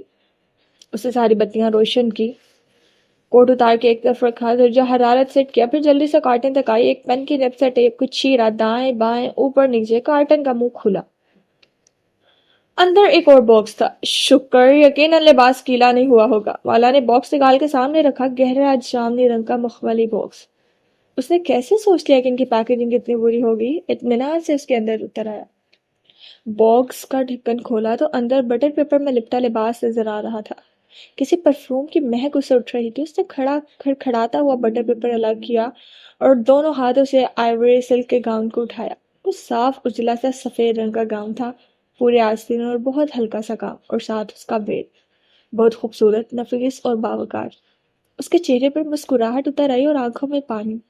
سفید رنگ دلہنوں کے لیے خاص تھا۔ عرب، مغرب اور افریقہ میں ہر جگہ دلہنیں سفید پہنا کرتی تھی سوائے برصغیر پاک و ہند کے، جہاں دلہنوں نے سرخ رنگ کو اپنایا تھا۔ زیاد سے شادی پہ بھی اس نے سفید رنگ پہنا تھا، لیکن وہ ایک مختلف لباس تھا۔ اس دفعہ وہ کچھ اور پہننا چاہتی تھی، اس دفعہ ہر چیز وہ مختلف کرنا چاہتی تھی۔ اس نے بٹر پیپر احتیاط سے واپس اندر ڈالا، ڈھکن بند کیا، اور اسی پل ایک کھٹکار سا ہوا۔ مالا نے چونک کے گردن پیچھے موڑی، ہر طرف خاموشی تھی، سناٹا تھا، وہ اکیلی وہاں کھڑی تھی۔ آواز بیربل کے کمرے سے آئی تھی۔ بیربل، یہ تم ہو؟ اس نے پکارا تو اسے اپنی آواز کسی کھائی سے آتی سنائی دی۔ دور پس منظر میں مدھم سا ظہیر کا ہیپی برتھ ڈے ٹو یو سنائی دیا تھا۔ خطرے کا سرخ الارم اس کے اندر چلنے بجھنے لگا تھا۔ کون ہے؟ فرید لار میں ایک شل سا سناٹا تھا، کوئی کچھ نہیں کہہ پا رہا تھا، اور سب ماہر کا چہرہ دیکھ رہے تھے۔ وہ فون پہ چلاتے ہوئے چنگیز سے وہ سب کہہ رہا تھا، پھر فون نیچے کر کے فیضی خانم کو دیکھا۔ وہ کہاں گئی تھی؟ کیا اس نے بتایا وہ کہاں ہے؟ فیضی خانم نے نفی میں سر دائیں بائیں ہلایا۔ اس نے کہا وہ اپنا پیکج پک کرنے جا رہی ہے۔ وہ اپنا پیکج کہاں سے پک کرنے گئی تھی؟ ریسیپشن سے۔ پھر وہ اوپر کیوں نہیں آئی؟ اس نے کہا وہ 1 گھنٹے تک آ جائے گی۔ ماہر نے جھنجھلا کے فون کان سے لگایا۔ اب وہ اس ایپ کو کھول رہا تھا جو اس نے مالا کے فون میں ڈال رکھی تھی، اس سے وہ دونوں ایک دوسرے کو ٹریک کر سکتے تھے۔ اس کی لوکیشن چند منٹ پہلے کی آ رہی ہے، سریار کے قریب، شاید اس کا انٹرنیٹ آف ہے۔ کیا مصیبت ہے! وہ جھنجھلا کے مالا کو دوبارہ کال کر رہا تھا، اس کا فون آف تھا۔ بیکری۔ بیربل ایک دم بولا، ماہر کے ہاتھ نمبر ملاتے رک گئے۔ وہ بیکری گئی ہوگی، وہ اکثر اپنے پیکیجز کے لیے بیکری کا ایڈریس دیتی تھی کیونکہ سارا دن وہ وہیں ہوتی تھی۔ اس روز میرے سامنے بھی اس کو پیکیجز ڈیلیور ہوئے تھے، بیربل سوچ سوچ کے بول رہا تھا۔ بیکری، آف کورس، سر وہیں سے وہ 20 منٹ میں واپس آ سکتی تھی۔ اس نے ماتھے کو چھوا، پھر تیزی سے باہر کو بھاگا، اوور کوٹ نہیں اٹھایا، سوٹ کا کوٹ بھی نہیں پہنا، اسی طرح سفید شرٹ اور ٹائی میں وہ باہر کو بھاگا رہا۔ اس وقت موسم، بارش، کسی چیز کی کوئی اہمیت نہیں تھی، صرف ایک بات اس کو یاد تھی، زیاد سلطان اس شہر میں ماہر فرید کی زندگی لینے آیا تھا، اور اس کی زندگی کشمالہ مبین تھی۔ وہ اس کی نہیں ہو سکی تو اسے کسی کا نہیں ہونے دے گا۔ اردل باہر لابی میں ہی کھڑا تھا، اسے بغیر کوٹ کے نیچے آتے دیکھ کے وہ کھلا کے اٹھ کھڑا ہوا۔ چابی! وہ اتنے زور سے چلایا تھا کہ اردل نے بنا کچھ پوچھے گھبرا کے چابی اس کے ہاتھ میں رکھی۔ وہ بیرونی دروازے کی طرف دوڑ گیا۔ اگلے ہی لمحے اردل نے دیکھا کہ لفٹ کے دروازے کھلے اور ٹراؤزر شرٹ پہ کوٹ پہنتا بیربل تیزی سے اس کے پیچھے دوڑتا ہوا آیا۔ میں بھی آ رہا ہوں، اس نے پکارا تھا، لیکن ماہر اس کو نہیں سن رہا تھا۔ وہ اپنی کار میں بیٹھا اور زن سے اسے آگے نکال کے لے گیا۔ اردل، میری کار لاؤ! بیربل نے اونچی آواز میں اسے پکارا تھا۔ اردل کو جیسے ہوش آیا، وہ ویلٹ کی طرف بھاگا۔ کچھ ہوا تھا۔ کیا ہوا تھا اسے نہیں معلوم، لیکن کچھ بہت برا ہوا تھا۔ فرید لار کے لیونگ روم میں لونا بالکنی کی کھڑکی کے ساتھ کھڑی زور شور سے بھونکنے لگی تھی۔ اس کی آواز میں یاسیت بھی تھی اور رنج بھی۔ حلال بالکل شل سے گھٹنے موڑے زمین پر بیٹھی تھی، گم سم پریشان۔ بدر البتہ ابھی تک اپنے باکس کو جے رہا تھا۔ بے دفتر اس نے چہرہ اٹھایا، نگاہیں حلال کے سفید چہرے پہ ٹھہر گئی۔ ماما، اس کے منہ سے نکلا تھا۔ فیضی خانم دوڑ کے اس کے پاس آئیں، بے یقینی سے اسے دیکھا۔ حلال بھی چونکی، پھر اس کے ہونٹوں پہ بے یقین سے مسکراہٹ اٹھی۔ کیا یہ بدر نے کہا ہے؟ فیضی خانم اس کے سامنے گھٹنوں کے بل بیٹھی اور خوشگوار حیرت سے اس کے چہرے کو دونوں ہاتھوں میں لیا۔ دوبارہ کہو بدر۔ وہ پھولے پھولے گالوں والا بچہ پلکیں جھپکاتا ان کو اسی طرح دیکھ رہا تھا۔ کچھ دیر گزری اور پھر وہ دوبارہ بولا، ماما، لیکن اس کی آواز میں تکلیف تھی، وہی تکلیف جو لونا کے بھونکنے میں تھی۔ کون ہے؟ اسے باکس ایک طرف رکھ دیا، موبائل نکالا، سگنل نہیں تھے، ایسے کیسے ہو سکتا تھا؟ موبائل جیب میں ڈالا اور سہج سہج کے چند قدم آگے آئی۔ سامنے راہداری تھی جہاں بیربل کے آفس کا دروازہ تھا، اس کے ساتھ ہی سیڑھیاں تھیں۔ اگر بیربل کے علاوہ کوئی آفس میں موجود تھا تو اسے فوراً یہاں سے چلے جانا چاہیے، لیکن سیڑھیوں کا دھانا اس آفس کے سامنے ہی تھا۔ نیچے جانے کے لیے بھی اسے اس کے قریب سے گزرنا تھا۔ ایک دم سے بہت سا خوف اس کے وجود میں سرایت کرنے لگا۔ اس نے ریلنگ پر اپنا ہاتھ رکھا۔ وہ زیادہ ٹھنڈی تھی یا مالا کا ہاتھ، وہ فیصلہ نہیں کر سکی۔ کوئی ہے؟ اس نے ڈرتے ڈرتے پوچھا تھا۔ آواز کو اپنے طرف سے ہموار رکھا، دوسری جانب سناٹا تھا۔ شاید یہ اس کا وہم تھا۔ وہ ایک دم تیزی سے سیڑھیوں کی طرف بڑھی، ابھی 3 فٹ کا فاصلہ عبور کیا تھا کہ کشمالا مالا وہیں پہ جم گئی، برف کے مجسمے جیسی۔ یہ نام، یہ آواز، یہ لہجہ، وہ اس سب کو پہچانتی تھی۔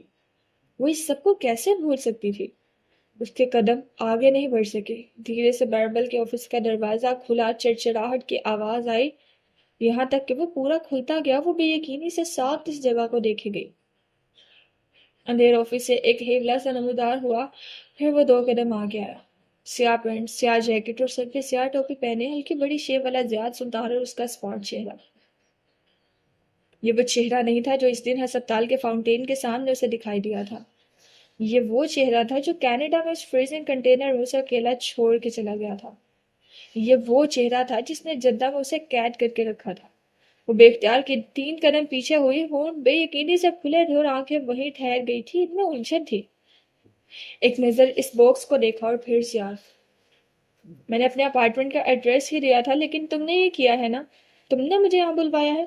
وہ تعجب سے پوچھ رہی تھی، اسے جیسے یقین نہیں آ رہا تھا۔ زیاد نے آفس کا دروازہ بند کیا اور چوکھٹ سے ٹیک لگائے بازو سینے پہ لپیٹے کھڑا اسے دیکھے گیا۔ اس کے ہاتھ میں کچھ تھا، بغل کے قریب کچھ سیاہ سا۔ زیاد، ہم ہر چیز کلیئر کر چکے تھے، پھر تم نے یہ کیوں کیا؟ تم نے اس طرح مجھے یہاں کیوں بلایا ہے؟ تمہارے خیال میں میں نے تمہیں کیوں بلایا ہے؟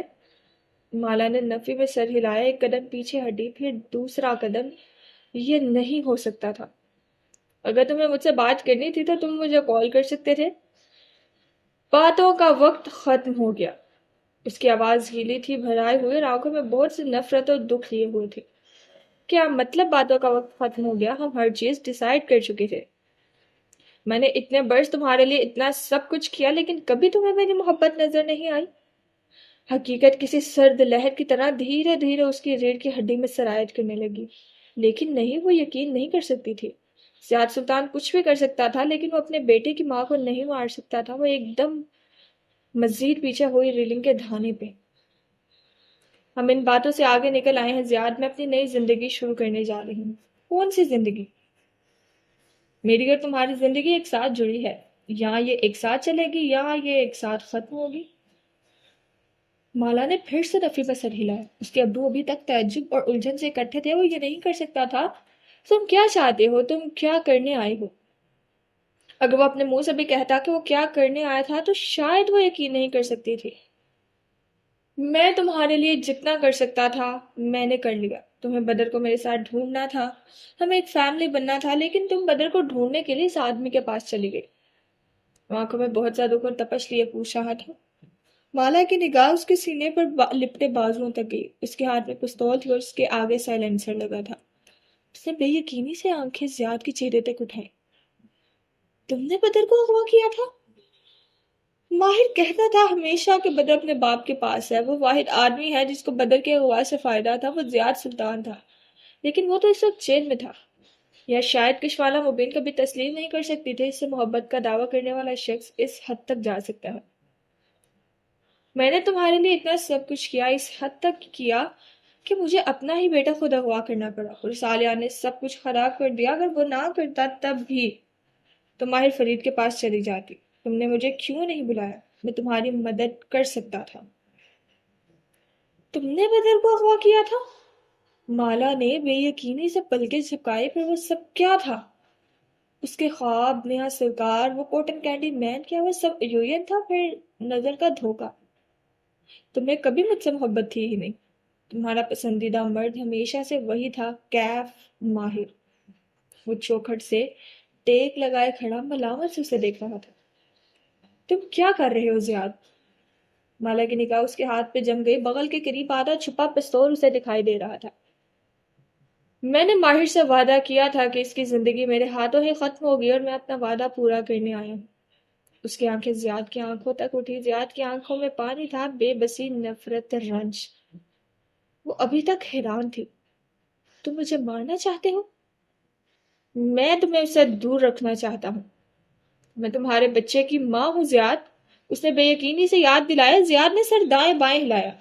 لیکن ماہر سے شادی کر کے تم صرف اس کی بیوی بن جاؤ گی. میں تمہیں کھو دوں گا، اس لیے بہتر نہیں کہ میں تمہیں ابھی کھو دوں.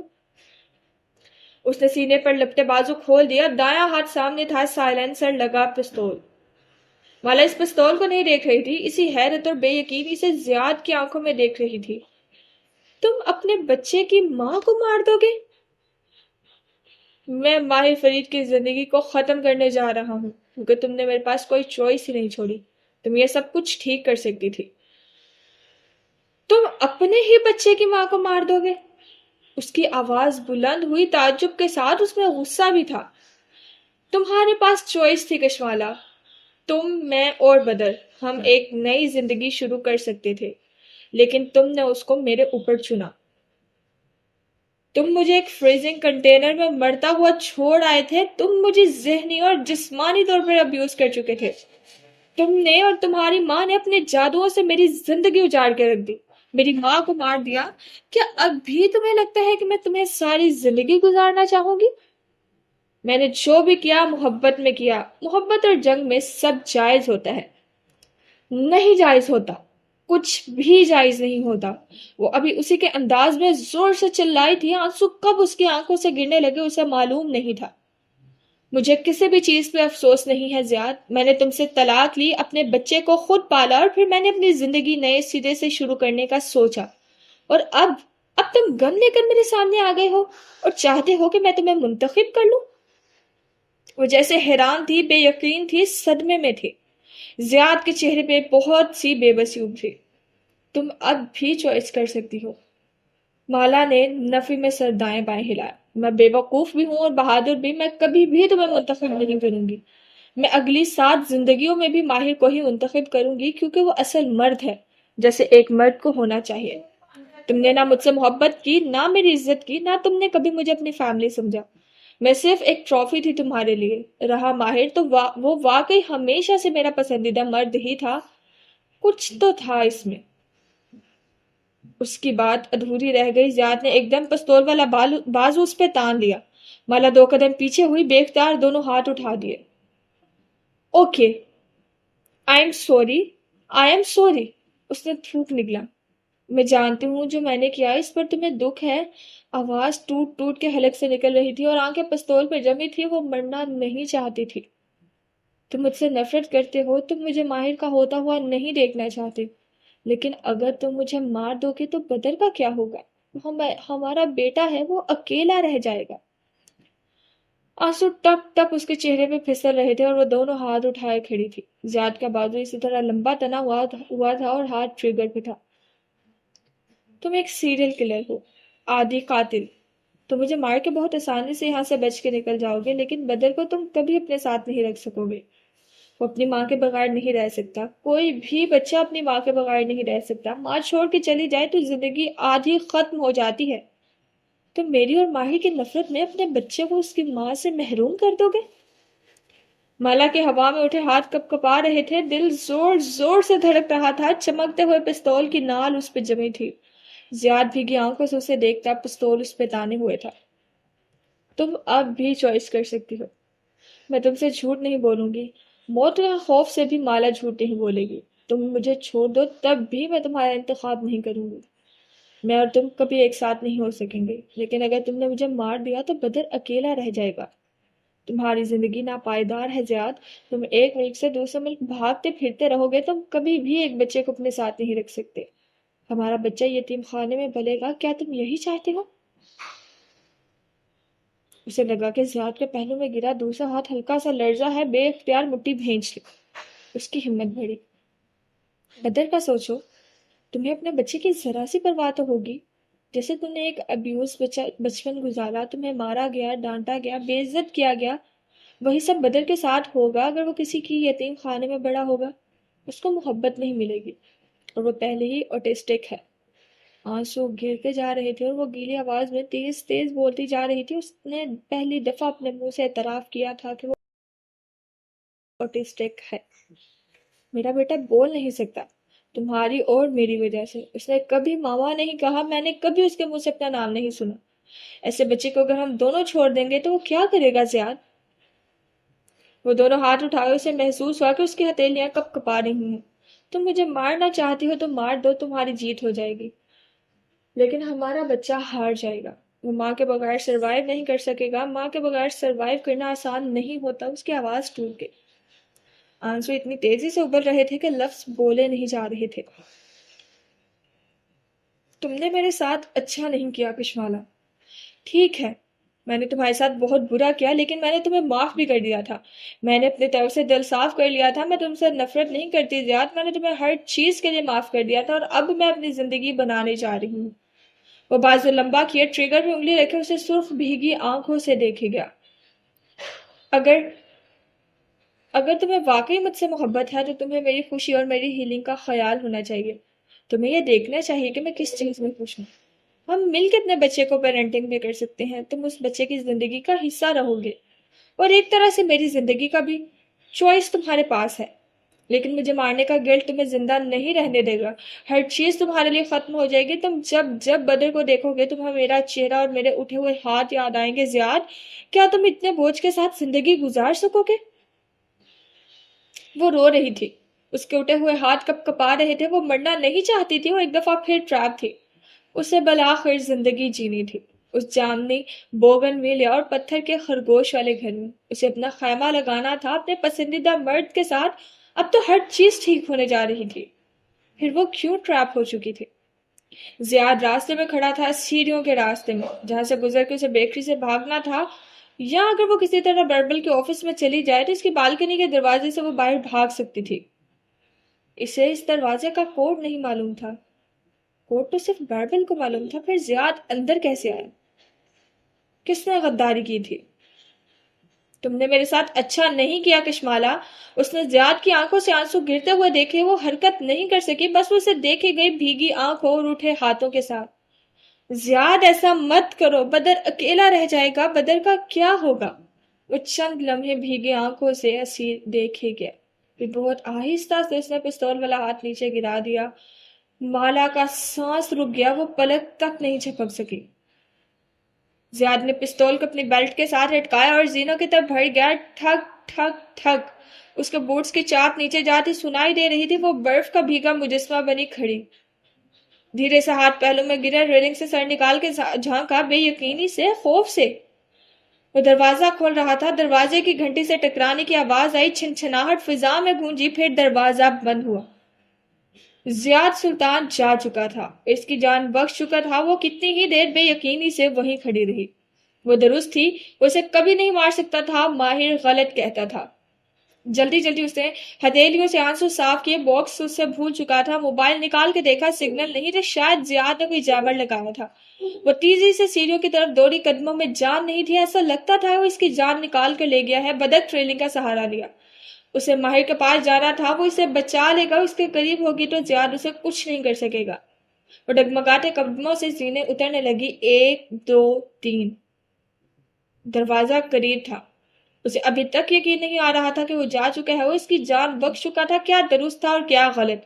سب کچھ آپس میں گڑبڑ ہو رہا تھا. لیکن وہ ٹریپ تھی. وہ اس بیکری کے اندر ایک دفعہ پھر ٹریپ تھی. وہ فریزنگ کنٹینر میں تھی. اسے باہر نکلنا تھا. اسے بک شیلف گرا کے باہر نکلنا تھا. وہ دروازے کی طرف بڑھی. کپ کپاتے ہاتھوں سے ڈور ناپ کھولا. دروازہ گھنٹی سے ٹکٹکایا. فس و گوار جھنجھناہٹ پھر سے گونجی. ٹھنڈی ہوا کا تھپڑ اس کے چہرے سے ٹکرایا. مالا نے بے جان قدم باہر نکالے. دروازہ واپس پیچھے کو آیا اور بند ہو گیا. وہ چوکھٹ میں ٹھنڈ میں کھڑی تھی. پلکیں جھپکا کے باہر دیکھا. بارش تیز برس رہی تھی. قطرے سڑک پر گر رہے تھے. کب شروع ہوئی اسے اندر آواز نہیں آئی تھی. چند گاڑیاں تیزی سے سامنے سے گزر رہی تھی. زیاد وہاں پہ کہیں نہیں تھا. وہ جان چکا تھا. وہ اس کی جان بخش چکا تھا. مگر ماہر کہاں تھا؟ وہ جانتی تھی وہ آئے گا. اور اسے سمت میں دیکھ رہی تھی. اسے ہمیشہ پہلے سے معلوم ہو جاتا تھا، آج بھی ہو گیا تھا. شیشے کے دروازے کے سامنے کھڑی ٹوپی پہنے کھڑی لڑکی نے دیکھا. دور سامنے پارکنگ میں ماہر کی سیاہ کار تیزی سے رکتی دکھائی دی تھی. سڑک کے پار دروازہ کھول کے باہر نکلا. بنا کوٹ کے سفید شرٹ پہنے اس نے بیکری کو دیکھا. چہرے پہ ہوائیاں اڑ رہی تھی اور بال بکھرے ہوئے تھے. مالا پہ نگاہ پڑی تو جیسے سکون کا سانس ہونٹوں سے خارج ہوا. اس نے ماہر کے ہلتے ہوئے ہونٹ دیکھے. آنسو پھر سے آنکھوں سے ٹپکنے لگے. وہ اس کا نام لے رہا تھا. وہ اس کی جانب بڑھ رہا تھا. بیکری گلی کے کارنر پہ تھی. 3 سڑکیں وہاں 3 طرف سے نکلتی تھی. بائیں طرف سے ماہر اس کی طرف آ رہا تھا اور تب کشمالا نے دیکھا. ایک لمحے کے لیے سامنے سیدھ میں ایک نیلی جیپ کھڑی تھی. اس کی ہیڈ لائٹس روشن تھی. اسے ڈرائیونگ سیٹ پر بیٹھا زیاد سلطان سیاہ ٹوپی والا دکھائی دیا. اس کے ہاتھ سٹیئرنگ پر وہیل پہ تھے. مالا کے آنسو تھم گئے. آنکھیں پلک جھپکنا بھول گئیں. وہ شیشے کے دروازے کے سامنے کھڑی تھی بالکل صاف برف کے مجسمے کی طرح. بس ایک لمحے کی بات تھی. ایک لمحہ لگتا ہے ہر چیز پلٹنے میں. اس نے تیز ہیڈ لائٹس دیکھی. اس نے تیزی سے جیپ کو اپنی طرف بڑھتے دیکھا. اتنی تیزی سے کہ وہ ہل نہیں سکی. اور اس نے دور کہیں سے ماہر کو پکارتے سنا. نیلی جیپ کسی طوفان کی طرح اس سمت میں آئی تھی. کشمالا نے دونوں بازو چہرے کے آگے کر لیا. اگلے ہی لمحے وہ جیپ اسے رونتی ہوئی بیکری کے اندر داخل ہو گئی. چھناکے سے بہت سے شیشے ٹوٹے. جامنی گھنٹی زور سے فرش پر گری. ہر طرف کرچیاں تھی، چیخیں تھی اور بہت سا خون. بس ایک کار کریش. ماہر نے کار بیکری سے دور سڑک کے کنارے کھڑی کی تھی. آگے پارکنگ نہیں تھی اور اس وقت اسے کار اٹھائے جانے کی پرواہ نہیں تھی. وہ تیزی سے ڈرائیونگ روڈ سے باہر نکلا. نگاہ بیکری کے دروازے تک گئی. رستی بارشی اور گیلی سڑک کے پار وہ دیکھ سکتا تھا. مالا دروازے پہ کھڑی تھی، ٹوپی پہنے، سفید سویٹر سے بھورے سکرٹ والی لڑکی. اس کا چہرہ آنسوؤں سے تر گلابی ہو رہا تھا. اس کی نگاہ بھی وہیں اٹھی تھی. ماہر کو دیکھ کے آنسو تیز ہو گئے. وہ ٹھیک تھی. وہ اس کے سامنے تھی، بس چند منٹ کے فاصلے پر، اور وہ رو رہی تھی. ایک سکون کا سانس اس کے ہونٹوں سے خارج ہوا. اس نے مالا کے ہلتے ہونٹ دیکھے. بنا آواز کے اس نے اسے پکارا تھا، ماہر. وہ رو رہی تھی اور جیسے وہ تھک چکی تھی. اسے لگا اگر وہ آگے نہیں بڑھے گا تو وہ وہیں کھڑے کھڑے نڈھال سے گر جائے گی. اس نے دروازہ بند کیا اور تیزی سے اس طرف قدم بڑھایا. آسمان سے برستا پانی اس کے بال اور سفید شرٹ کو لمحوں میں بھگو گیا تھا. ابھی اس نے 4 قدم بڑھائے دیکھ کے اس ایک لمحے میں کچھ ہوا. ایک تیزی سے آتی نیلی جیپ اسے صرف کنکھیوں سے جھلک دکھائی دی. ایک لمحہ کچھ نہیں ہوتا اور ایک لمحہ بہت کچھ ہوتا ہے. ماہر نے اگلا قدم بڑھایا بھی نہیں تھا جب کسی بے مہار ہاتھی کی طرح وہ دیو ہیکل جیپ فل سپیڈ سے مالا تک آئی. اس ایک لمحے میں اس نے صرف مالا کا چہرہ دیکھا جو اپنی جگہ سے ہل نہیں سکی تھی. بس اس کے جسم نے ریفلیکس ایکشن کے طور پہ دونوں بازو چہرے کے آگے کر لیے تھے. وہ چلا بھی نہیں سکا. ایک چیخ تھی جو حلق میں گھٹ گئی تھی. وہ سڑک کے وسط میں تھا. قدم زنجیر ہو چکے تھے اور شیشوں کے ٹوٹنے کا دھماکہ ہر شے پہ بھاری تھا. اس نے جیپ کو شیشے کے دروازے میں گھستے دیکھا. ایسے کہ دروازے چھناکے سے ٹوٹ گیا. اس نے جیپ کے کھلتے ہوئے ایئر بیگز دیکھے. اس نے اپنے قدموں کو تیزی سے بیکری کے ٹوٹے ملبے کی طرف بھاگتے دیکھا. کھڑچیاں، لکڑی کے ٹکڑے، چیخوں کی آواز. وہ دوڑتے ہوئے بیکری کے کھلے دھانے سے اندر آیا. گردن دائیں بائیں موڑی. ہر طرف دھواں تھا جو شاید جیپ کے انجن سے نکل رہا تھا. وہ وہیں رکی کھڑی تھی. ٹوٹی ہوئی گھنٹی اس کے پیر سے ٹکرائی. وہ لڑکھڑا کے گرا. گھٹنے زمین پر لگے اور دونوں ہاتھ بھی. بہت سی کرچیاں جلد میں پیوست ہوتی محسوس ہوئی لیکن اس کا جسم بھی ویسے ہی شل تھا جیسے ذہن. اسے لگا وہ دوبارہ اٹھ نہیں سکے گا لیکن اسے اٹھنا تھا. اسے اس کو ڈھونڈنا تھا. سفید سویٹر اور بھورے سکرٹ والی لڑکی کو. وہ ہتھیلیوں سے زمین پر زور دیا. اٹھ کھڑا ہوا. کرچیاں ہاتھ میں پیوست ہوئی. خون بہنے لگا. وہ لنگڑاتا ہوا چند قدم آگے آیا اور وہیں وہ اسے نظر آ گئی. وہ سر کے بل زمین پہ گری تھی. ماہر کے حلق میں دبی چیخ دوبارہ نہیں نکل سکی. اسی طرح بے یقینی سے حیرت سے قدم قدم چلتا اس کے قریب آیا. پھر گھٹنوں کے بل وہیں بیٹھتا چلا گیا. وہ پلک نہیں جھپک پا رہا تھا. حیران شل نگاہیں اس کے وجود پہ جمی تھی. وہ سر کے بل گری تھی. ٹوپی کہیں دور جا گری تھی. سفید سویٹر کے وسط میں بہت سا خون تھا اور ایک ٹوٹا شیشے کا ٹکڑا جو اس کی گردن میں لگا تھا. اس کے باعث وہ تھوڑی سیدھی نہیں کر سکتی تھی. دھیرے دھیرے سانس لیتی وہ چھت کو دیکھ رہی تھی. ماہر نے نہیں شل نظروں سے اسے دیکھا. وہ گھٹنوں کے بل اس کے سر کے قریب بیٹھا تھا. اس کا جسم کچھ بھی کرنے سے انکاری تھا. نہ ہاتھ ہل رہے تھے نہ حلق سے آواز نکل رہی تھی. وہ دیکھ سکتا تھا کہ اس لڑکی کے سر کے پیچھے سے خون نکل کے ارد گرد ایک تالاب بنا رہا تھا. خون کہاں کہاں سے نکل رہا تھا.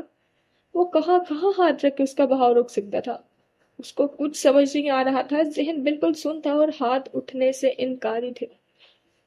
وہ سبز آنکھیں چھت پہ جمی تھی. پلکیں جھپکاتی اس کی سانس سے خراہٹ کسی آواز آ رہی تھی. ہونٹ بار بار کپ کپاتے تھے. اس نے نگاہیں دھیرے سے موڑی تھی. ساکھ سا ماہر فرید گھٹنوں کے بل اس کے ساتھ بیٹھا تھا. سفید شرٹ اور ہاتھوں پہ خون تھا اور وہ کسی برف کے مجسمے کی طرح اسے دیکھ رہا تھا. اس کی سبز آنکھوں میں پانی بھر رہا تھا. اس نے ہونٹ بدک ڈھلائے لیکن کوئی آواز نہیں نکلی. بس آنکھ میں پانی جمع ہوتا گیا. ایک آنسو آنکھ سے نکل کے کن پٹی سے لڑکتا بالوں سے رستا خون میں گم ہو گیا. اس آنسو میں بہت کچھ تھا. وہ 3 بہن بھائی ایک فربہ عورت کے ساتھ لگے کھڑے تھے اور وہ آدمی پاسپورٹ اور بیگ ایئرپورٹ پہ آگے بڑھ رہا تھا. اس کا باپ اسے چھوڑ کے رزق کی تلاش میں سعودی عرب چلا گیا تھا اور پھر وہ اس فیملی کا باپ بن گئی تھی. وہ تیزی سے کار ڈرائیو کر رہی تھی. اوشن میں آگ لگی تھی اور اسے اپنی قیمتی چیزوں کے لیے اوشن پہنچنا تھا جب سامنے ایک آدمی بونٹ سے آ ٹکرایا تھا. وہ مری ہوئی فاختہ اس کے ہاتھوں میں تھی اور وہ فاختہ ناخنوں سے مٹی کھود رہی تھی. وہ تینوں ایک ہی رضائی میں ماں کے ساتھ بیٹھے تھے. درمیان میں مونگ پھلی رکھی تھی. اس نے جرابیں نہیں پہن رکھی تھی اور پیر ٹھنڈے تھے اور ماہی کے پیر گرم تھے. ماں کروٹ کے بل سوئی تھی. وہ صبح اٹھ کے ان کی طرف آئی تھی. ان کا چہرہ سفید تھا. وہ جا چکی تھی.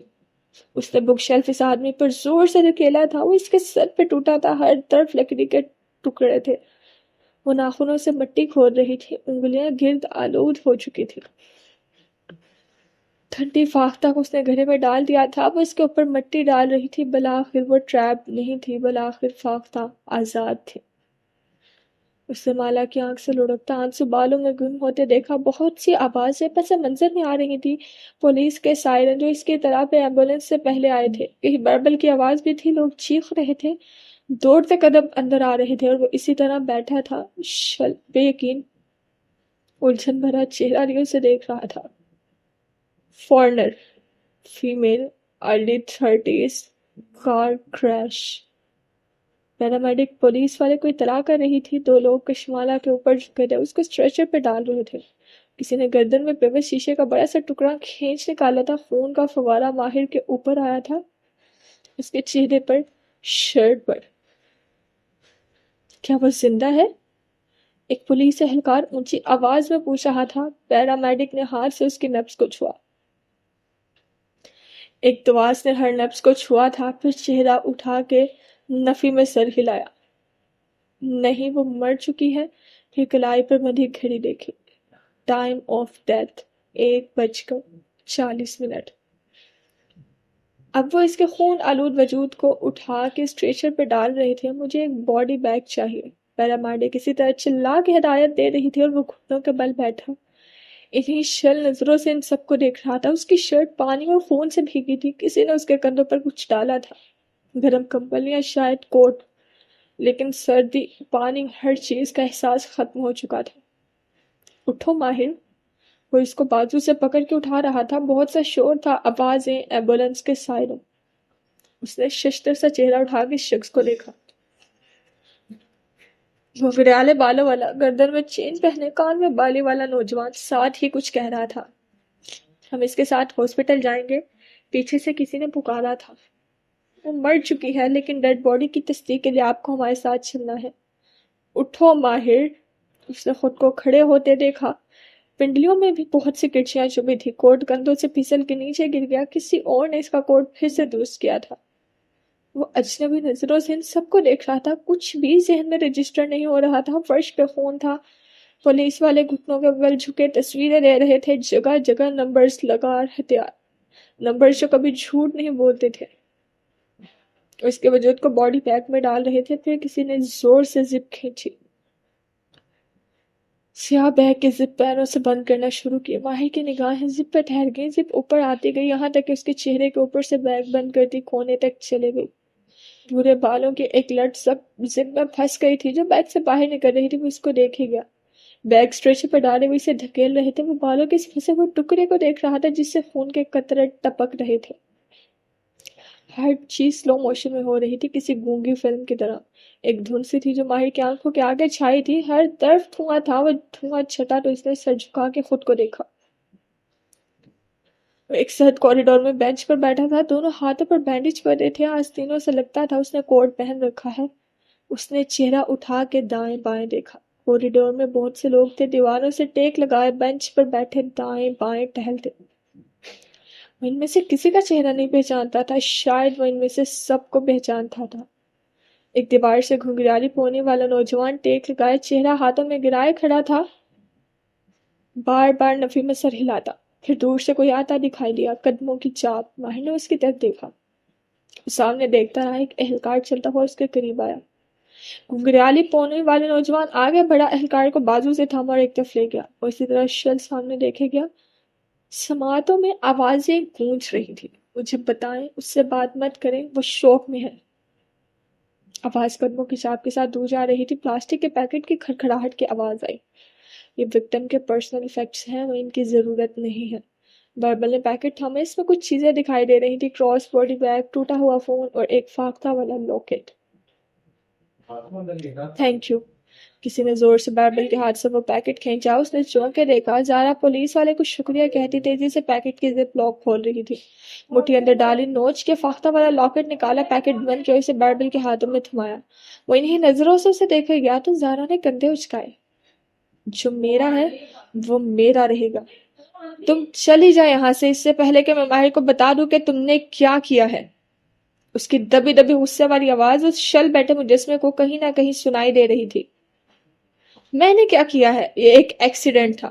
میرے کمرے کا پاسپورٹ صرف فیملی کو معلوم تھا، تمہیں معلوم تھا. اور مالا نے کس ڈیزائنر کو ڈریس دیا تھا وہ بھی تمہیں معلوم تھا. تم نے اس کے پیکج کی ڈیلیوری چینج کروائی تھی. او پلیز، تمہیں لگتا ہے ضیاء سلطان جیسے ماہر سیریل کلر کو میری مدد کی ضرورت ہوگی اور وہ چیزیں خود سے نہیں کر سکے گا؟ ایگزیکٹلی. اسے تمہاری مدد کی ضرورت نہیں تھی زارا، وہ صرف تمہیں اس خون میں شریک کرنا چاہتا تھا. Please leave. مکھیوں کی بنبناہٹ جیسی آواز اسے سنائی دے رہی تھی. وہ کندھوں پر کمبل ڈالے گیلے بالوں اور خون آلود شرٹ کے ساتھ بینچ پر بیٹھا سامنے دیکھ رہا تھا. پھر اس نے ہیلز کی آواز سنی. لونگ بوٹس والی ٹانگیں قریب آئیں. اس کے ساتھ بینچ پر وہ بیٹھی. اس کا پرفیوم فضا کو معطر کر گیا. وہ اس کے گھٹنے پر ہاتھ رکھے کہہ رہی تھی، ماہر میں تمہارے ساتھ ہوں. آئی ایم سو سوری، جو بھی ہوا میں پھر آؤں گی. زارا نرمی سے کچھ کہہ رہی تھی. ہاتھ اس کے گھٹنے پر تھا جہاں کرچیاں چپی تھی. اسے بالآخر درد محسوس ہونے لگا تھا، مگر وجود میں کوئی حرکت نہیں ہوئی. پھر لوگ بوٹس اٹھ کھڑے ہوئے. ان کی دور جاتی چاپ سنائی دینے لگی. دوسری طرف سے کوئی اور اس کے قریب آ کے بیٹھا تھا، سلیو لیس جیکٹ